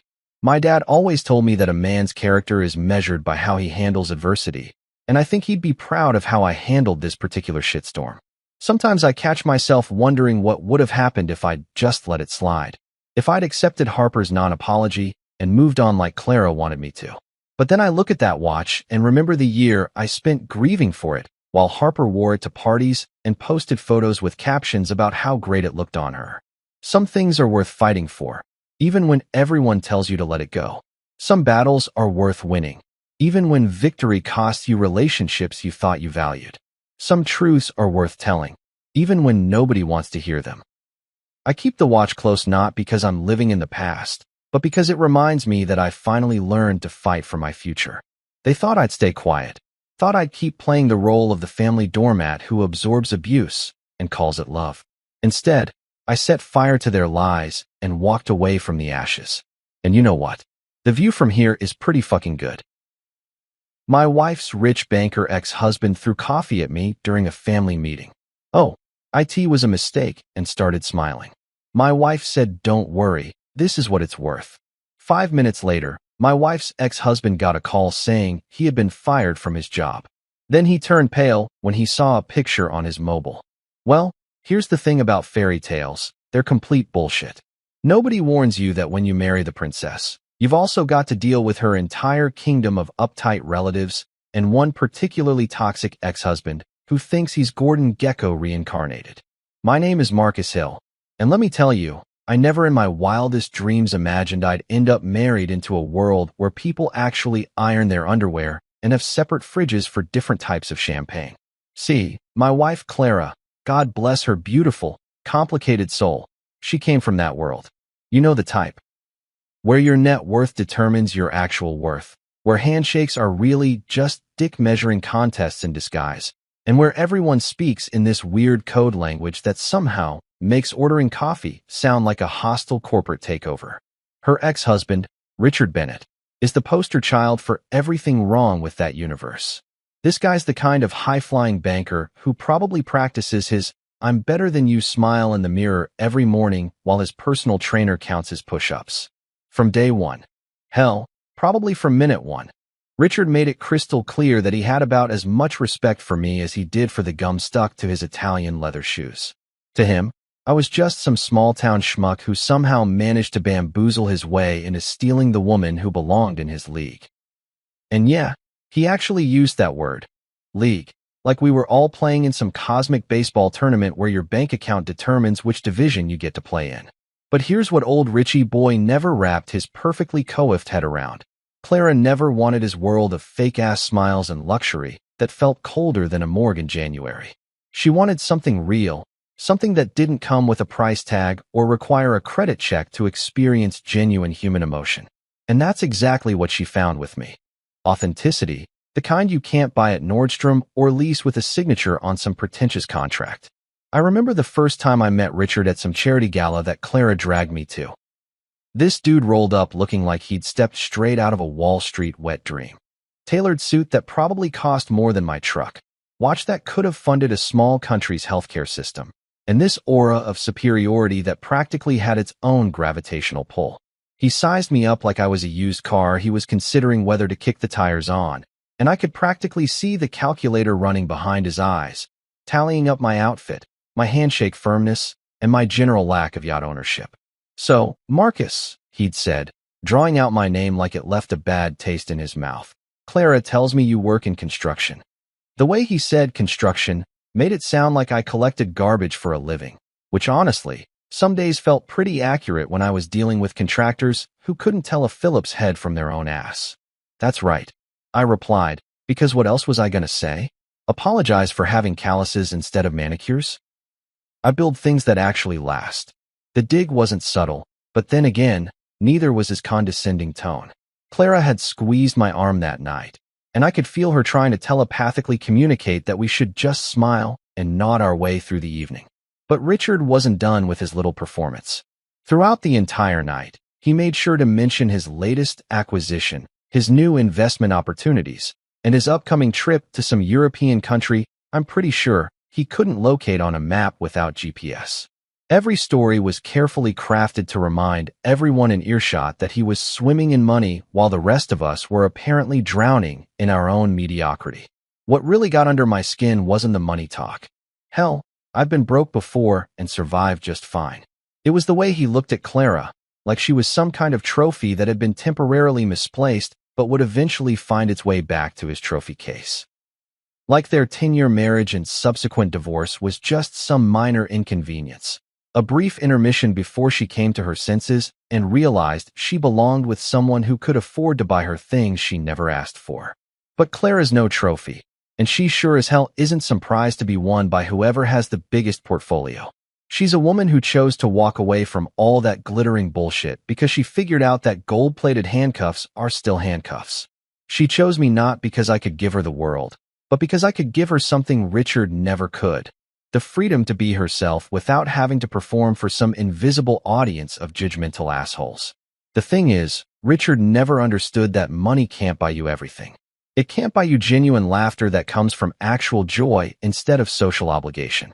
It can't buy you conversations that don't revolve around quarterly reports and market fluctuations. And it definitely can't buy you the kind of love that doesn't come with terms and conditions written in fine print. Clara used to tell me stories about their marriage, how every dinner party was a performance, every vacation was a photo opportunity for his social media presence, and every conversation eventually circled back to his latest financial conquest. She lived in a beautiful cage, surrounded by beautiful things, married to a beautiful man who looked right through her unless she was serving as arm candy for his business associates. So when people ask me how a guy like me ended up with a woman like Clara, I usually just smile and tell them it's simple. I saw her for who she actually is, not for what she could do for my image or my bank account. Richard saw an accessory. I saw a partner. Richard saw a reflection of his success. I saw a woman who deserved to be loved for her terrible morning hair and her habit of stealing my hoodies and her ability to make me laugh until my stomach hurt. And that, ladies and gentlemen, is how this whole beautiful, complicated, occasionally infuriating mess got started. Because sometimes the best revenge against people who think they're better than you isn't proving them wrong. It's proving that their definition of better is completely fucked up to begin with. You know that feeling when your wife suggests something that sounds innocent enough on the surface, but your gut starts sending up flare signals like you're about to walk into an ambush? Yeah, well, that's exactly what happened one lazy Saturday morning when Clara was making her famous blueberry pancakes. And by famous, I mean the only thing she can cook without setting off the smoke detector. "Hey babe," she said, flipping a pancake with the concentration of a surgeon performing brain surgery. "What do you think about going to my parents' place this weekend?" She said it all casual-like, the way people ask if you want extra cheese on your burger, but I could hear something else lurking underneath. Something that made my coffee taste a little more bitter than usual. Now, Clara's parents, Mr. and Mrs. Lawson, they're not exactly what you'd call my biggest fans. Don't get me wrong, they're polite enough when I'm around, but it's that special kind of politeness reserved for door-to-door salesmen and people who've accidentally wandered into the wrong tax bracket. They smile with their mouths, but not their eyes, you know? Like they're constantly calculating whether being nice to me is worth the effort or if they should just cut their losses and pretend I don't exist. A family meeting, Clara continued, and there it was, those two words that strike fear into the hearts of men everywhere. Family meetings are never about good news. Nobody calls a family meeting to announce they've won the lottery or discovered a cure for cancer. Family meetings are where people air their dirty laundry, discuss concerns, and generally make everyone involved wish they'd stayed home and binge-watched Netflix instead. What kind of family meeting? I asked, because I'm a glutton for punishment like that. Clara's pancake flipping technique became noticeably more aggressive, which told me everything I needed to know about how thrilled she was about this whole situation. "The kind where they want to discuss our marriage," she said, not meeting my eyes. "Mom thinks there are some unresolved tensions that need addressing." She actually made air quotes while holding a spatula, which would have been funny if it wasn't so goddamn ominous. Here's the thing about the Lawson family estate. It's the kind of place that makes you feel like you need to wipe your feet before you even get out of your car. We're talking about a house that probably has its own zip code, with more square footage than most small towns and enough marble to build a monument to rich people's questionable taste in interior design. The kind of place where they have a different fork for each course and the bathroom has better art than most museums. But what really got my attention wasn't the house, or even the prospect of spending an afternoon getting judged by people who think caviar is a food group. It was when Clara mentioned, almost as an afterthought, that her little sister Miriam had hinted that Richard might be there too. Now, Miriam is Clara's younger sister, and calling her nosy is like calling the Grand Canyon a bit of a dip in the ground. This woman has turned being up in everyone's business into an art form. She's got a PhD in family drama and a master's degree in stirring up shit just to see what happens. If there's gossip to be spread or tension to be amplified, Miriam's your girl. She's like a human version of those reality TV shows where everyone's screaming at each other by the third commercial break. So when Miriam hints that Richard might show up, what she's really doing is lighting the fuse on a powder keg and then acting surprised when everything explodes. She knows exactly what she's doing, and she's probably already got her popcorn ready for the show. "Richard's going to be there?" I asked, trying to keep my voice level. Clara finally looked at me, and I could see she was just as thrilled about this prospect as I was. "Maybe," she said, which in Clara speak meant definitely, but I'm hoping if I don't say it out loud, it might not actually happen. She set down the spatula and turned to face me fully. "Look, Marcus, I know this sucks. I know the last thing you want to do is spend your weekend getting the third degree from my family while my ex-husband sits there looking smug. But I think I think we need to do this. Why? I asked, though I had a pretty good idea where this was going. Because they need to see that marrying you wasn't a mistake, she said, and there was something in her voice that made my chest tight. They need to understand that you're not some rebound guy or some midlife crisis decision. They need to see that we're solid, that we're real, and that their opinions about our relationship don't matter because we're stronger than their doubts. And there it was, the real reason behind this whole family meeting disaster. Clara was tired of defending our relationship to people who'd already made up their minds about me before we'd even met. She was tired of family dinners where conversations stopped when I walked into the room. She was tired of her mother's concerned phone calls and her father's polite but distant handshakes. She wanted to prove something, not just to them, but to herself. The problem was, I had about as much faith in this plan as I did in Richard's ability to develop a personality. You can't change people's minds by showing up and being yourself when they've already decided that yourself isn't good enough. It's like trying to win a rigged game. The house always wins, and the house in this case was a family that still thought Richard hung the moon, even after he'd crashed and burned their daughter's heart.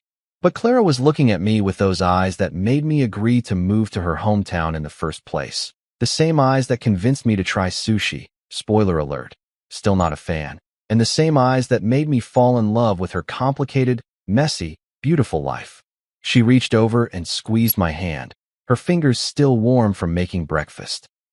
"We'll face them together," she said, and I could hear the determination in her voice.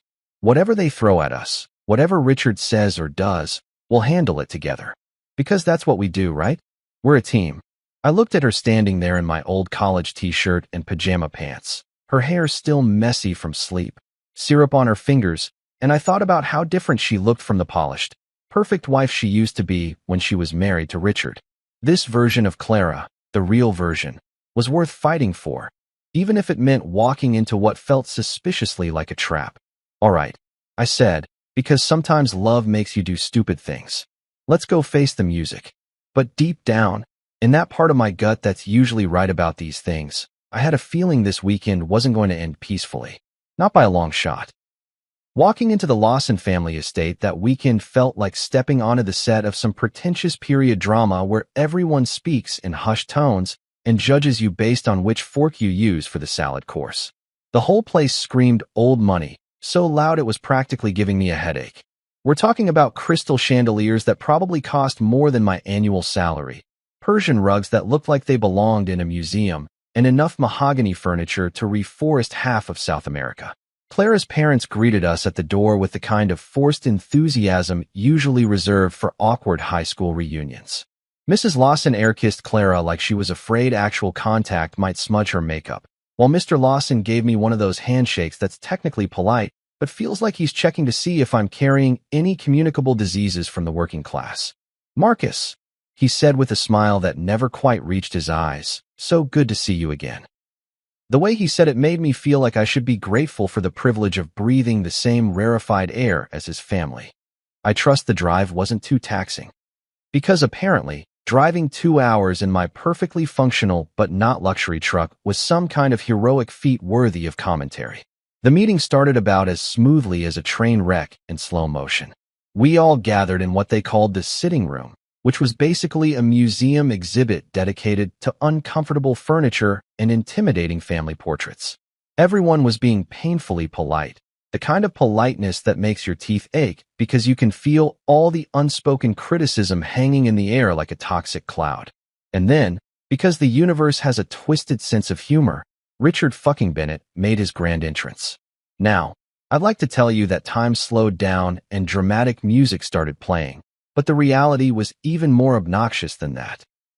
This bastard just strolled in like he owned the place, which, let's be honest, he probably felt like he did, considering he'd been part of this family longer than I'd been alive, practically. He was fashionably late, because of course he was, rolling up in what I'm assuming was his latest attempt to compensate for whatever psychological damage his childhood had inflicted on him.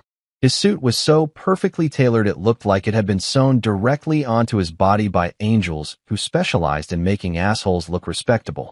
The fabric probably cost more than most people's rent, and it fit him like a second skin designed specifically to announce to everyone in the room that he had more money than taste and the ego to match. His watch, Jesus Christ, his watch, was the kind of timepiece that probably had its own insurance policy and required a background check just to look at it directly. But it was the way he moved that really got under my skin. Richard Bennett walked into that room like he was signing deals, not greeting family members. Every step was calculated, every gesture was performed for maximum impact, and every smile was a carefully rehearsed demonstration of his superiority. He shook hands like he was closing million-dollar mergers, not saying hello to people he'd known for over a decade. "Sorry I'm late," he announced to the room, though his tone suggested he was about as sorry as a shark apologizing for being hungry. "You know how it is. The market never sleeps, and neither do the opportunities." He said this while checking his phone, because apparently, whatever was happening on that screen was more important than basic human decency. The air in the room immediately became thick enough to cut with a knife. You could practically taste the tension, like that moment before a thunderstorm when you know all hell's about to break loose, but you're powerless to stop it. Clara shifted beside me, and I could feel her body language change from relaxed to defensive in about 2 seconds flat. "Over dinner, and let me tell you, this wasn't your average family dinner. This was some kind of culinary performance art involving more courses than a college curriculum." Richard completely dominated every single conversation. It was like watching a one-man show titled Richard Bennett, the musical, except nobody had bought tickets and everyone was trapped in the theater until the final curtain call. He bragged about his latest bank merger like he'd personally negotiated world peace. "We secured a $70 million acquisition last month," he announced between bites of whatever fancy fish they were serving. "Really revolutionized the entire financial landscape in the Northeast Corridor." The way he said, "we," made it sound like he'd done everything himself, probably while juggling flaming torches and solving world hunger on the side. Then came the stories about the millions he'd secured, his word, not mine, like money was some kind of wild animal he'd personally tamed through sheer force of will and superior breeding. He name-dropped clients like he was reading from a Forbes magazine, casually mentioning politicians and celebrities like they were all best friends who regularly met for poker night and philosophical discussions about the meaning of wealth. And the parties, Christ, the parties he'd attended. According to Richard, he was basically the social equivalent of a traveling circus, moving from one exclusive event to another, rubbing shoulders with people whose names appeared in gossip columns and whose problems were so far removed from reality that they probably needed GPS to find them. "Last weekend, I was at Governor Morrison's private reception," he said, swirling his wine like he was conducting an orchestra. Fascinating conversation about municipal bonds and their impact on infrastructure development. Because nothing says fun party like discussing municipal bonds with politicians who probably couldn't find their own asses with both hands and a roadmap. Every single word that came out of his mouth was a perfectly aimed dagger, and I knew it. He wasn't talking to Clara's parents or even to Clara herself. He was performing for me, putting on a show designed to remind everyone at the table exactly how much more successful, sophisticated, and valuable he was compared to the blue-collar nobody who'd somehow tricked their precious daughter into thinking she could be happy with less. I sat there, cutting my steak and listening to this parade of bullshit, staying quiet because Clara had asked me to, but inside, I was calculating exactly how much satisfaction I'd get from wiping that smug expression off his face with my napkin. Clara noticed my restraint. She always did, and gave me one of those soft smiles across the table that said everything without saying anything at all. "Ignore him. We're stronger than this. Don't let him get to you." But Richard wasn't done with his performance, not by a long shot. The night was still young, and his ego apparently had a lot more material to work with. You know how they say that life can change in an instant? Well, they're absolutely right. But what they don't tell you is that sometimes that instant involves scalding hot coffee, a designer shirt, and the kind of humiliation that burns worse than third-degree burns. What happened next at that goddamn dinner table is something I'll remember until the day I die. Not because it was particularly traumatic, but because it was the moment Richard Bennett showed everyone exactly what kind of man he really was underneath all that expensive cologne and fake charm. Picture this. We're sitting around this mahogany table that probably cost more than my truck, surrounded by enough silverware to outfit a small restaurant, with Richard holding court like some kind of financial royalty, dispensing wisdom to us peasants. The conversation had moved on from his latest business conquests to some bullshit story about a wine tasting he'd attended in Napa Valley, where apparently he demonstrated his sophisticated palate by correctly identifying grapes that most people couldn't pronounce, let alone taste the difference between. I was reaching for my water glass. Nothing fancy, just trying to wash down the pretentious aftertaste of listening to this asshole brag for the past hour, when Richard decided it was time for the main event of his little performance. See, up until that moment, all his posturing had been verbal, just words designed to make me feel small and out of place. But words weren't enough anymore. He needed something more dramatic, something that would leave a mark everyone could see. It happened so fast that if you'd blinked, you might have missed it, but I saw everything in slow motion like some kind of twisted Matrix scene. Richard was holding his coffee cup, and we're talking about the good china here, the kind of cup that probably had its own pedigree and insurance policy, filled with coffee that was still steaming hot because the Lawson's housekeeper had just refilled it moments before. As I reached across the table for my glass, Richard made his move. He, accidentally, tilted his cup, and I'm using air quotes here because there was nothing accidental about what happened next. The timing was too perfect, the angle too precise, the smug little smile on his face too practiced. This was a calculated move, designed for maximum impact and minimum deniability.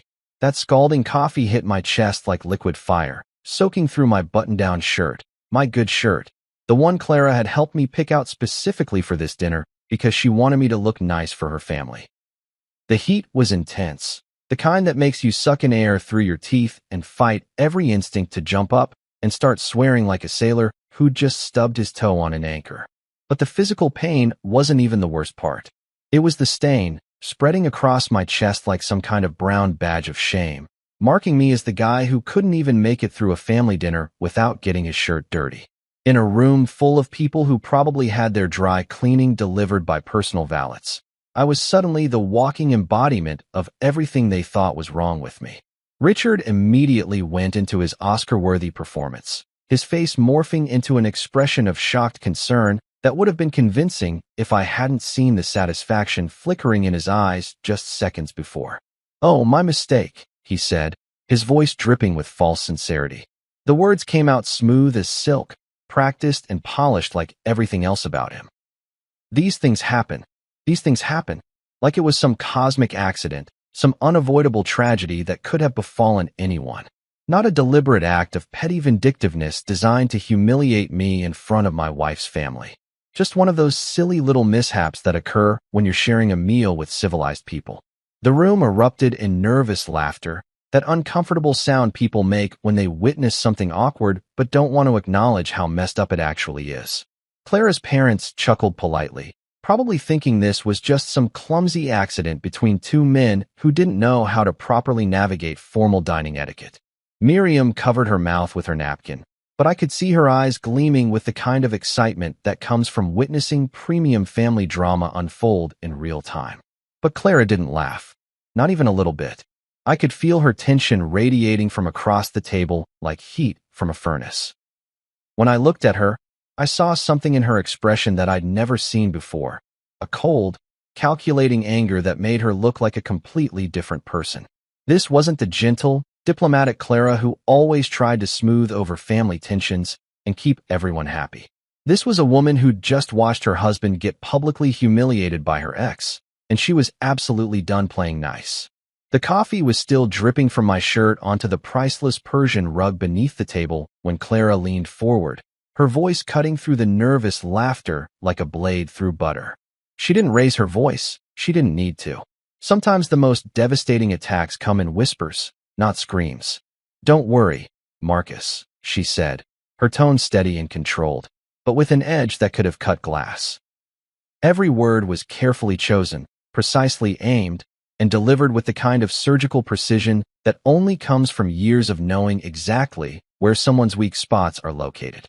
That's exactly what his worth amounts to. The effect was immediate and devastating. The nervous laughter died instantly, replaced by a silence so complete you could have heard a pin drop on that expensive rug. It was like someone had just detonated a small bomb in the middle of the dining room, and everyone was still processing the extent of the damage. For the first time since he'd walked into that house, Richard's smug, self-satisfied expression faltered. The confident smirk that had been permanently attached to his face all evening flickered and died like a candle in a hurricane. His mouth opened slightly, as if he was going to say something, but no words came out. For a man who made his living talking people out of their money, he was suddenly and completely speechless. Clara's parents looked like they'd just witnessed a car accident, shocked, horrified, but unable to look away. Mr. Lawson's face had gone pale, while Mrs. Lawson clutched her pearl necklace like it was some kind of protective talisman. Miriam's eyes were wide with the kind of excitement that comes from witnessing something that's definitely going to be talked about for years to come.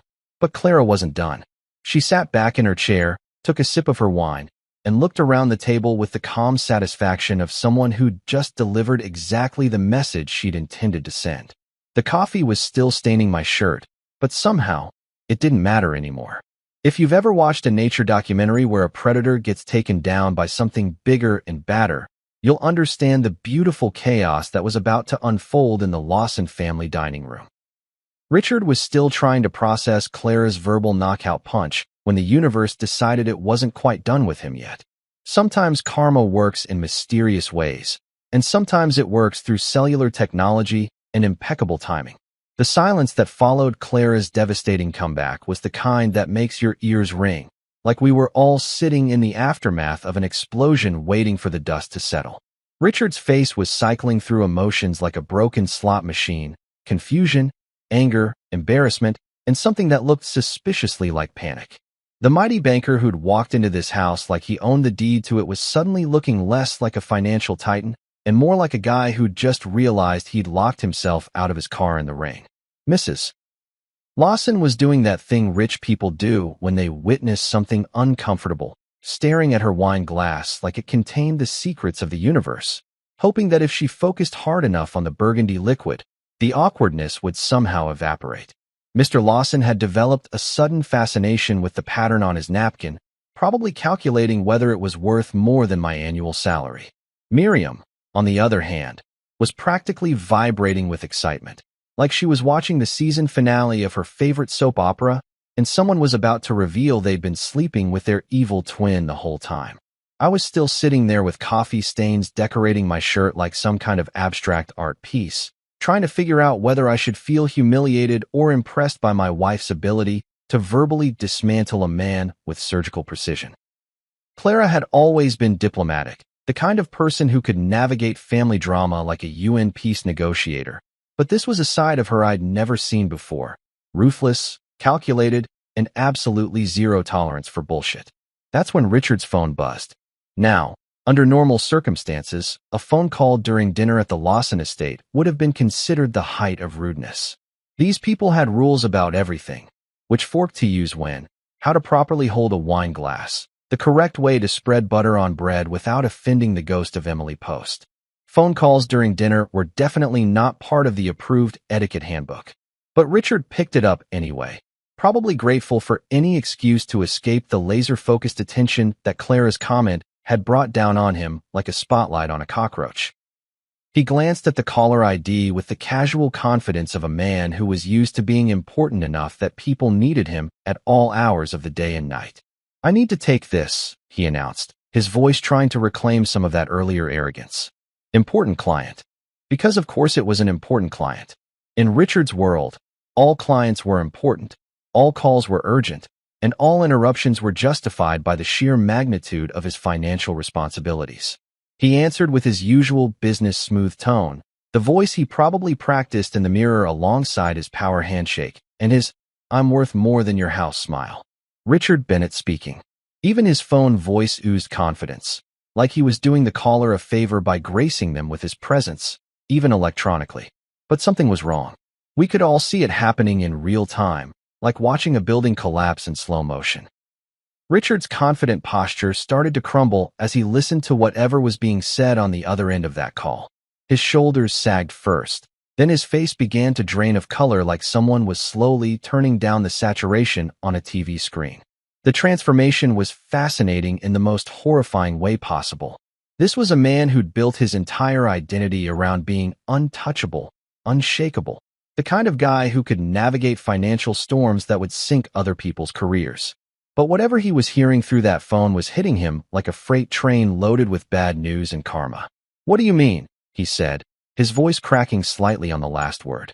The smooth confidence was gone, replaced by something that sounded suspiciously like fear.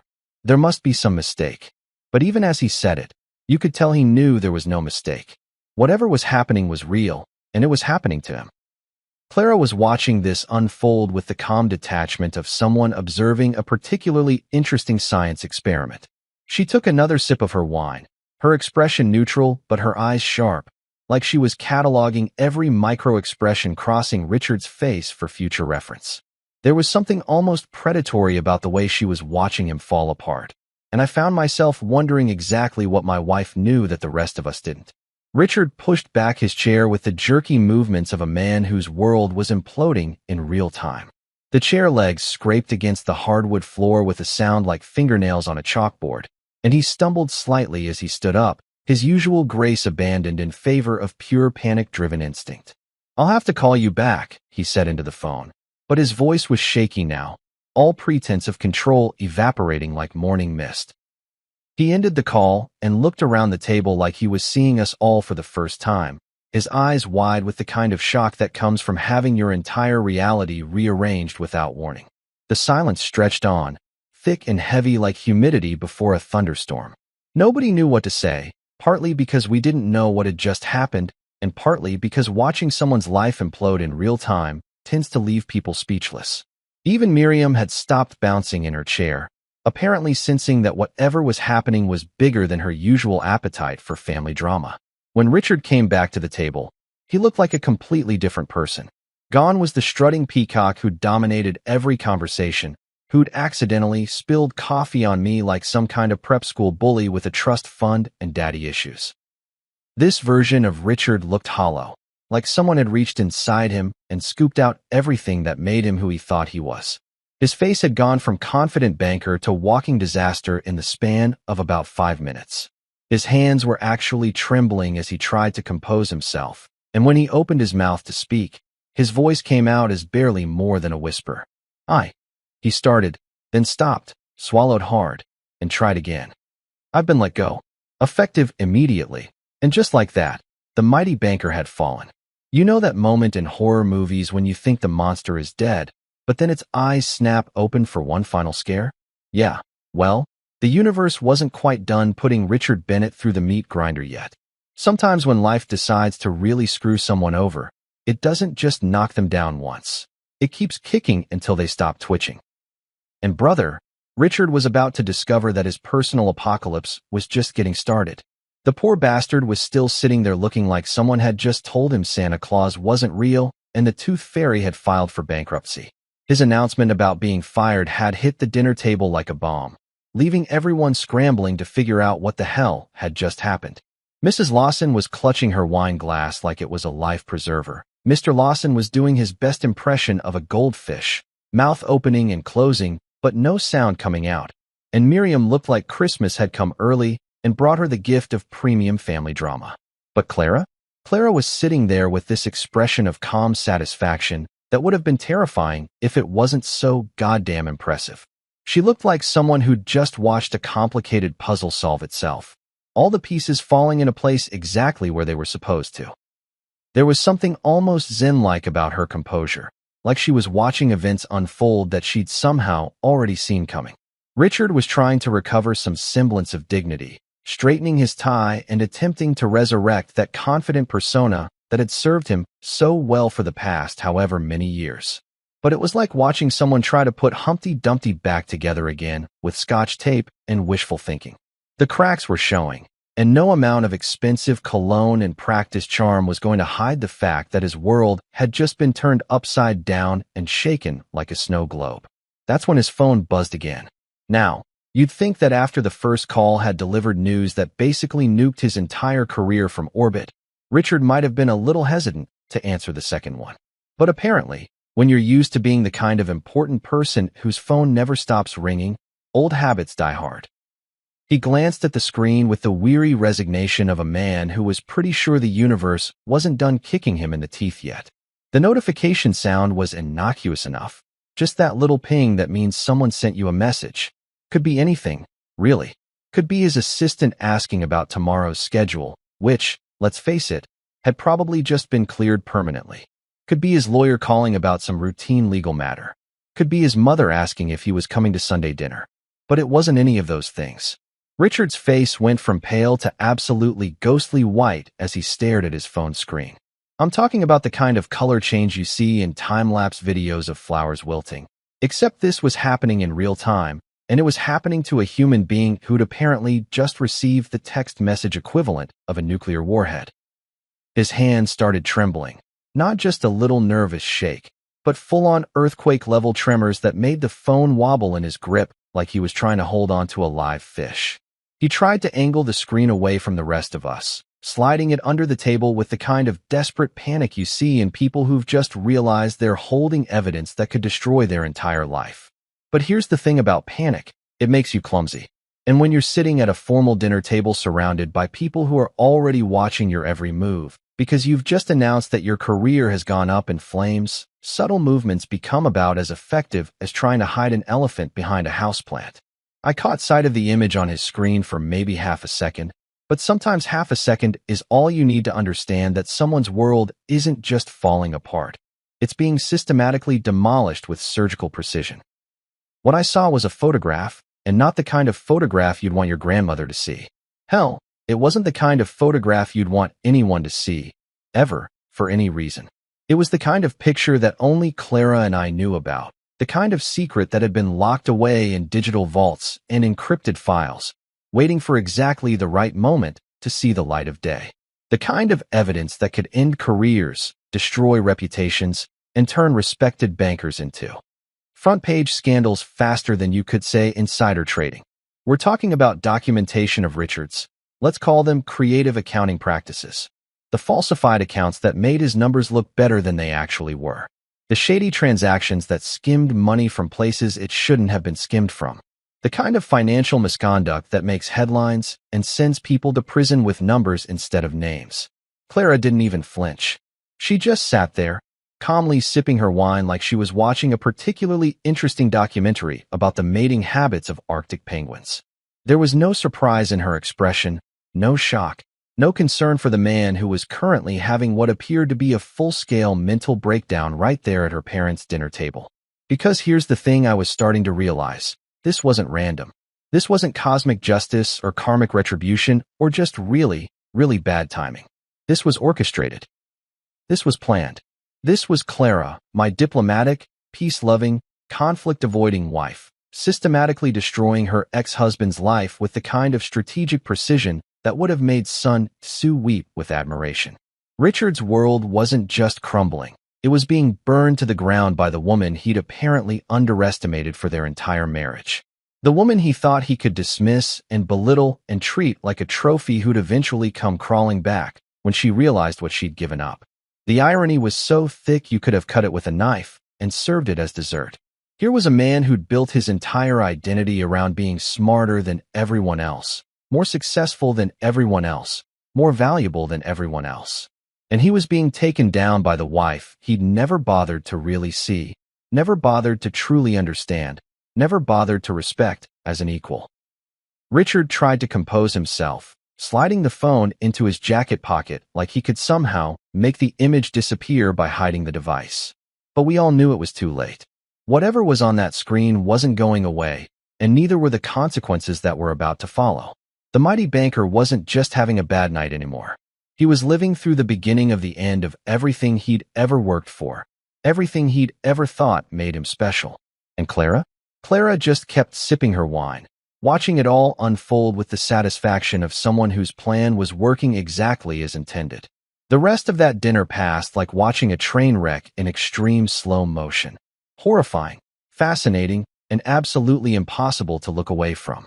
Richard sat there for the remainder of the meal, looking like someone had replaced his blood with ice water and his confidence with liquid terror.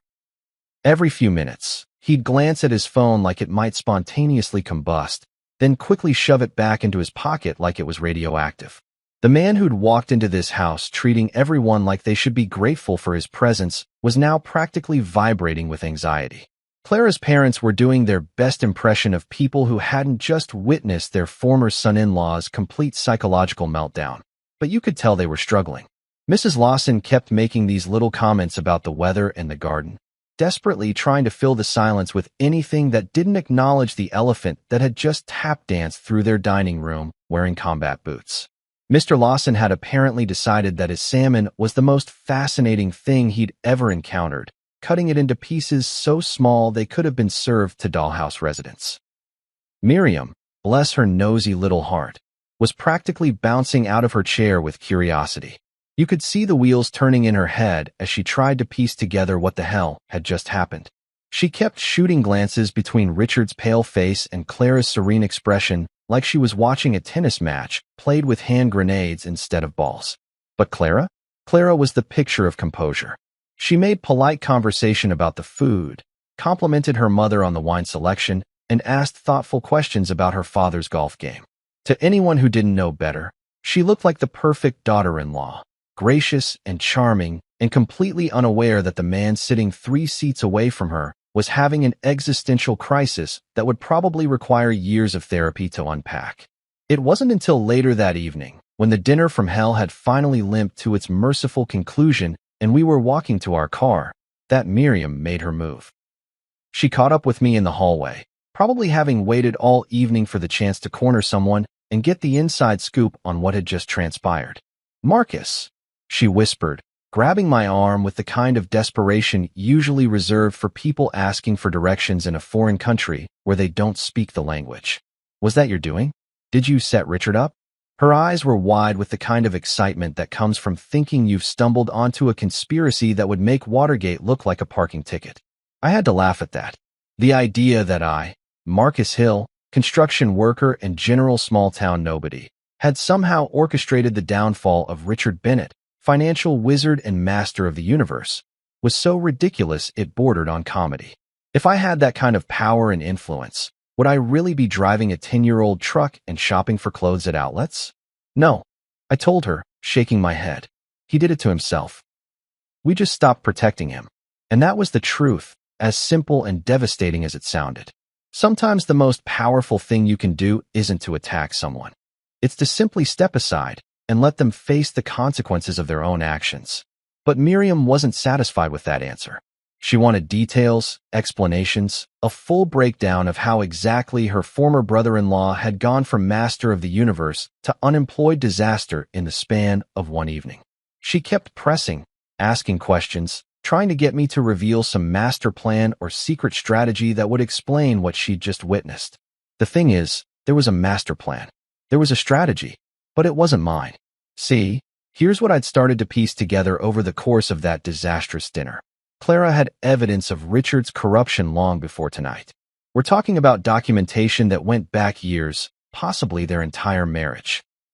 Financial records, email trails, transaction histories, the kind of paper trail that forensic accountants dream about and criminal prosecutors salivate over. She'd known about his falsified accounts, his shady transactions, his creative interpretations of banking regulations that crossed the line from aggressive to illegal. She'd probably known about it for years, watching him climb the corporate ladder on a foundation built from fraud and financial misconduct. But she'd stayed quiet, keeping his secrets locked away like toxic waste in a vault. Why? Because exposing Richard would have meant destroying her family's reputation. The Lawsons had been proud of their successful son-in-law, bragging about his achievements at country club dinners and charity galas. Mrs. Lawson probably spent years telling her friends about Richard's latest promotion or his newest luxury car. Mr. Lawson probably enjoyed the reflected glory of having a financial powerhouse in the family. Clara had protected Richard not because she loved him. Hell, she'd divorced his ass. But because she loved her family and didn't want to see them hurt by the scandal that would inevitably follow. She'd chosen their peace of mind over justice, their reputation over accountability. But then Richard had crossed a line tonight. When he'd accidentally spilled that coffee on me, when he'd humiliated me in front of her family with that smug, satisfied smirk, he'd made it personal. He'd attacked the man she loved, and that was apparently where Clara's patience ran out. So she'd quietly sent those files to the bank's ethics board. Probably earlier that week, maybe even earlier that day. She'd finally decided that protecting her family's feelings wasn't worth protecting Richard's career, especially when he was using that career as a weapon to hurt the people she actually cared about. Tonight wasn't random. Tonight wasn't cosmic justice. Tonight was Clara Bennett. Excuse me, Clara Hill. Finally deciding that her loyalty to family peace was less important than her loyalty to actual justice. She'd lit the fuse on a bomb that had been sitting under Richard's career for years, and tonight was just the night it finally exploded. The beauty of it was in the timing. Richard had spent the entire evening trying to prove his superiority, bragging about his success, throwing his wealth and status around like weapons. And right at the moment when he was feeling most confident, most untouchable, most convinced of his own invincibility, the consequences of his own actions had come home to roost. Clara hadn't destroyed Richard Bennett. Richard Bennett had destroyed Richard Bennett. Clara had just stopped covering for him, stopped protecting him from the natural consequences of being a lying, cheating, fraudulent piece of shit who thought he was too important to follow the same rules as everyone else. And the most beautiful part? He never saw it coming. He'd been so focused on trying to make me look small that he'd completely missed the fact that his ex-wife was methodically dismantling his entire life from the inside out. As we drove home that night, I looked over at Clara and realized I was married to someone far more dangerous than I'd ever imagined. And honestly, I'd never found her more attractive. If you've ever wondered how fast someone can go from being the toast of high society to being about as welcome as a skunk at a garden party, let me tell you about the week that followed Richard Bennett's spectacular implosion. It was like watching a master class in how quickly people will abandon ship when they smell the smoke from a burning reputation. And brother, Richard's reputation wasn't just burning. It was a full-scale 5-alarm inferno that could probably be seen from space. The news broke on Monday morning with all the subtlety of a freight train hitting a nitroglycerin factory. I'm talking front page of the business section, above the fold coverage with the kind of headline that makes editors rub their hands together with glee. Prominent banker fired amid financial scandal investigation. The photo they used was one of those corporate headshots where Richard looked confident and successful, which made the contrast with his current situation even more delicious. By Tuesday, the story had grown legs and started running. Apparently, once one news outlet breaks a story about financial corruption, every other outlet in the city decides they need to get in on the action. It was like watching vultures circle a carcass, except the carcass was Richard's career and the vultures were investigative journalists who smelled Pulitzer Prize material. The details that started emerging were absolutely beautiful in their completeness. We're talking about years of falsified records, millions of dollars in questionable transactions, and enough creative accounting to make Enron's bookkeepers look like amateur hour. Richard hadn't just bent the rules. He'd folded them into origami cranes and set them on fire while dancing around the ashes. By Wednesday, the story had made it to the evening news. There's nothing quite like watching your ex-wife's ex-husband getting torn apart by investigative reporters on live television while you're eating leftover pizza in your pajamas. Clara and I sat on our couch, sharing a beer and watching Richard's former colleagues throw him under the bus with the kind of enthusiasm usually reserved for Black Friday sales at electronics stores. His former boss, and I use the word former with all the satisfaction it deserves, went on record saying they were shocked and dismayed by these allegations and that Richard's actions do not reflect the values and integrity of their institution. Translation: they were throwing him so far under the bus that he'd need an archaeological dig team to find his way back to daylight. But the real entertainment came from watching Richard's social circle evaporate faster than water on hot asphalt.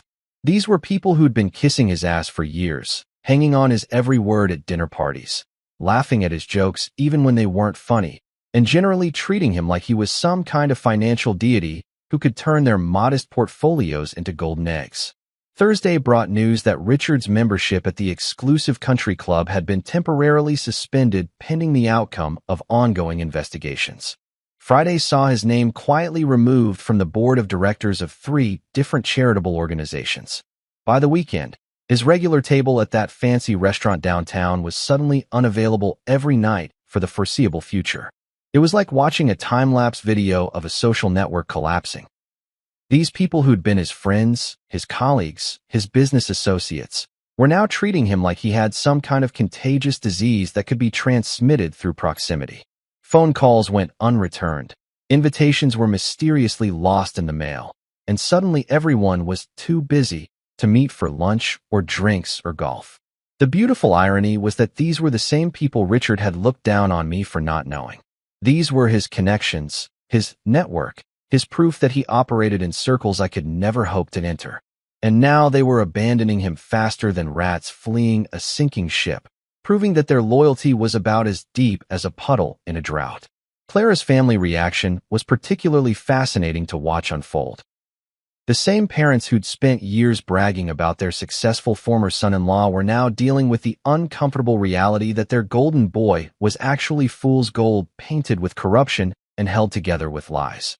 Mrs. Lawson, who'd been telling her bridge club for years about Richard's latest promotion or his newest acquisition, suddenly found herself having very different conversations.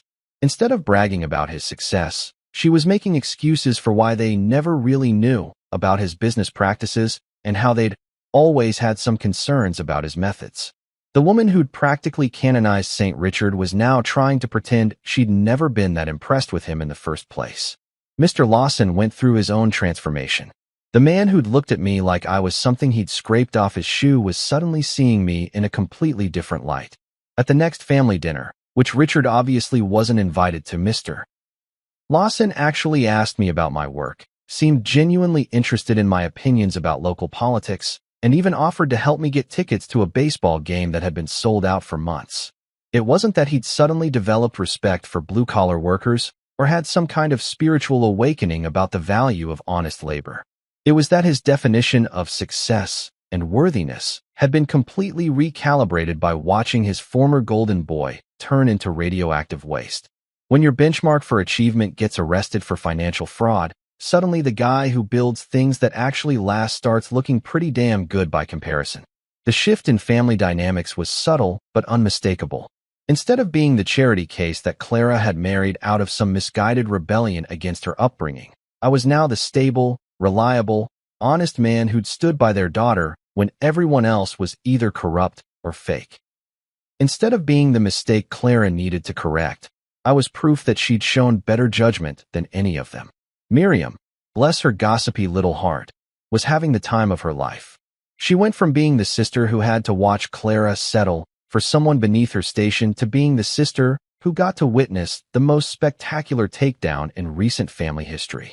She was probably telling this story to anyone who'd listen, and probably embellishing it a little more each time.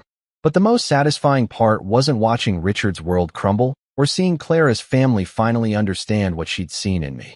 It was watching Clara herself navigate this whole situation with the kind of grace and dignity that made me fall in love with her all over again. She didn't gloat, didn't rub anyone's face in it, didn't say, "I told you so," even though she absolutely could have. She just smiled quietly and held my hand a little tighter, like she was saying without words, "See? I knew what I was doing all along."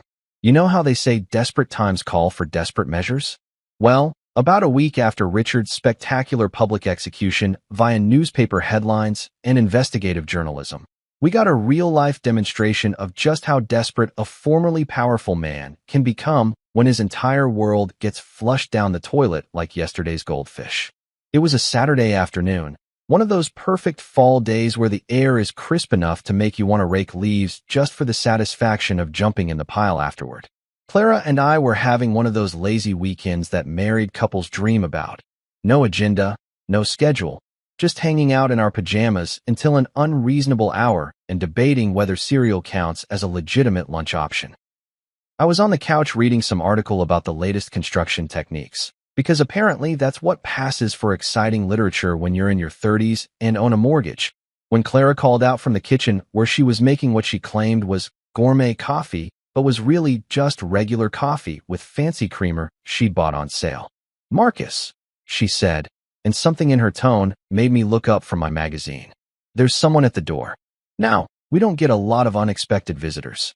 Most of our friends have the courtesy to call first. The delivery guys usually just leave packages on the porch, And the Jehovah's Witnesses learned to skip our house after Clara answered the door in a Hail Satan t-shirt she'd bought as a joke, but decided to wear specifically for religious solicitors.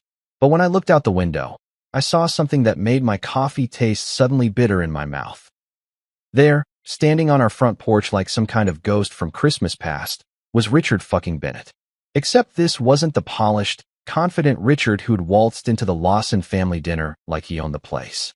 This was a completely different creature, a hollow-eyed, desperate-looking shell of a man who looked like he'd been put through a blender set on life-destroying puree. Gone was the perfectly tailored suit that probably cost more than most people's cars. Instead, he was wearing jeans, actual jeans, like some kind of common person, and a wrinkled button-down shirt that looked suspiciously like he'd slept in it. His hair, which had always been styled with the kind of precision you'd expect from someone who probably had a personal grooming consultant, was disheveled and greasy. He looked like he hadn't shaved in days, and not in that deliberately scruffy way that models use to look ruggedly handsome, but in the way that suggests personal hygiene has become a low priority when you're busy watching your entire life implode. The arrogant smirk that had been permanently attached to his face like some kind of surgical implant was nowhere to be seen. Instead, he looked hollow, desperate, like someone who'd been wandering in the desert for weeks and had finally spotted what might be an oasis, but wasn't entirely sure it wasn't just another mirage. Clara opened the door before I could stop her, which in hindsight was probably for the best, because I might have been tempted to pretend we weren't home and hope he'd eventually go away like a persistent raccoon looking for garbage. But Clara has always been braver than me, more willing to face uncomfortable situations head-on, instead of hiding behind the couch until they resolve themselves. "Richard," she said, her voice completely neutral. Not hostile, not welcoming, just flat. Like she was acknowledging the existence of a piece of furniture that had unexpectedly appeared on her doorstep. "What are you doing here?" He looked at her with the kind of desperation you usually see in movies about people stranded on desert islands who've just spotted a rescue helicopter. His voice, when he finally managed to speak, was completely different from the smooth, confident tone he'd used at dinner. This was the voice of a man who'd been broken down to his component parts and hastily reassembled by someone who'd lost the instruction manual. "Clara," he said, and I could hear his voice breaking like a teenager asking someone to prom. "They're investigating me. The FBI, the State Attorney General's office, the SEC. There are so many agencies involved I've lost count. I need help. I need you to tell them it's not true." The audacity of it was absolutely breathtaking. Here was a man who'd spent our entire previous encounter trying to humiliate me, who'd treated Clara like a possession he'd temporarily misplaced, who'd walked through life with the kind of arrogance that suggested he thought the laws of physics were more like guidelines that didn't really apply to him. And now he was standing on our doorstep asking the woman he'd divorced to lie to federal investigators to save his ass. Clara's response was colder than a penguin's nightmare. Her eyes, which had always been warm and expressive, looked like they'd been carved from ice. When she spoke, her voice had the kind of finality usually reserved for judges reading death sentences. "The truth doesn't need defending," she said, and each word hit him like a physical blow. There was no emotion in her voice, no anger, no satisfaction, no regret. Just cold, hard reality delivered with surgical precision. But Richard wasn't ready to give up yet. Desperation has a way of making people stupid, and Richard was apparently determined to prove that even former financial geniuses can make spectacularly bad decisions when their backs are against the wall. He turned to me, his eyes wild with the kind of panic you see in animals caught in traps. "You think you've won, Marcus?" he said, and there was something in his voice that was part plea, part threat, and entirely pathetic. "This isn't over." And that's when I realized something that probably should have been obvious from the beginning. Richard Bennett had never understood what this was actually about. He thought this was some kind of competition between him and me, some kind of masculine pissing contest where the winner got to keep Clara as a prize. He thought I'd somehow orchestrated his downfall as part of some elaborate revenge plot, like I was playing chess while he was playing checkers. He couldn't comprehend that this wasn't about winning or losing, that Clara wasn't some trophy to be fought over, that his destruction had been entirely self-inflicted. He was so trapped in his own worldview where everything was a transaction and everyone was either an asset or a liability that he couldn't see the simple truth. Actions have consequences, and his consequences had finally caught up with him. I looked at this broken man standing on my doorstep, this former titan of industry who'd been reduced to begging his ex-wife to commit perjury on his behalf, and I felt something I hadn't expected to feel. Pity. Not sympathy, not forgiveness, but genuine pity for someone who'd built his entire identity on a foundation of sand and was now watching it wash away with the tide. It already is, I replied quietly, meeting his desperate glare with calm certainty. Life has this funny way of moving forward even after the big dramatic moments are over, like how a river keeps flowing even after it's carved through a mountain. The dust settled from Richard's spectacular self-destruction. The news cycle moved on to the next scandal involving some politicians' creative interpretation of campaign finance laws, and Clara and I found ourselves back to the business of just being married to each other. Not the movie version of marriage where everything is perfectly lit and every conversation sounds like it was written by someone who's never actually been married, but the real version where you argue about whose turn it is to take out the trash and discover that your wife has some truly disturbing opinions about the correct way to load a dishwasher.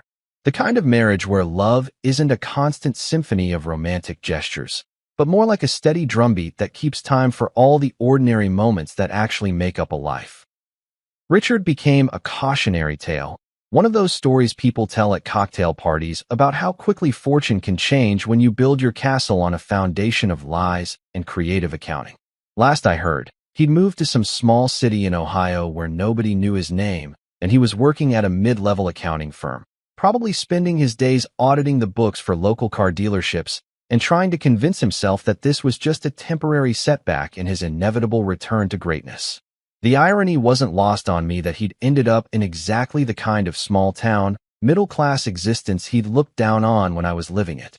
Except the difference was that I'd chosen my life, built it deliberately with my own hands and decisions, while he'd had his thrust upon him by the consequences of thinking he was too smart and too important to follow the same rules as everyone else. Clara's family had completed their transformation from skeptical in-laws to something approaching actual acceptance. Mrs. Lawson no longer looked at me like I was a fascinating anthropological specimen from a lower socioeconomic class, and Mr. Lawson had stopped asking questions about my prospects like he was conducting a job interview for the position of son-in-law. They'd finally figured out that stability and honesty weren't consolation prizes for people who couldn't achieve wealth and status. They were actually valuable qualities in their own right. It took a financial criminal for them to realize that the guy who showed up on time, kept his promises, and treated their daughter like she was worth more than her trust fund might actually be worth keeping around. Sometimes it takes watching someone's world burn down to appreciate the people who don't play with matches. But the real education hadn't been for Clara's family. It had been for me. I'd always known that Clara was smart, but I'd underestimated just how strategic she could be when someone threatened the people she loved. Watching her systematically dismantle Richard's entire existence with the patience of a chess master planning 15 moves ahead had been both terrifying and incredibly attractive. She'd shown me that love isn't just about the warm, fuzzy feelings and romantic dinners. Sometimes it's about being willing to go to war for someone, even when they don't know you're fighting. She'd protected me in a way I hadn't even realized I needed protecting, and she'd done it without making me feel small or helpless or like I needed rescuing. The night after Richard's pathetic visit to our house, Clara and I had sat out on our back deck under the string lights I'd hung up when we first moved in together. They were cheap lights from the hardware store, nothing fancy or expensive, but they created this warm bubble of light in our small backyard that made everything feel intimate and peaceful. We'd shared a beer, not champagne, not wine from some vineyard with a pretentious name, just regular beer from a six-pack I'd picked up at the grocery store, and talked about everything and nothing. About whether we should plant tomatoes next spring, about the new restaurant that had opened downtown, about her sister's latest dating disaster. Normal stuff. Real stuff. The kind of conversations that actually matter when you're building a life with someone. You know what the funny thing is? Clara had said, leaning back in her chair and looking up at the stars that were just barely visible through the light pollution. Richard always thought money was power.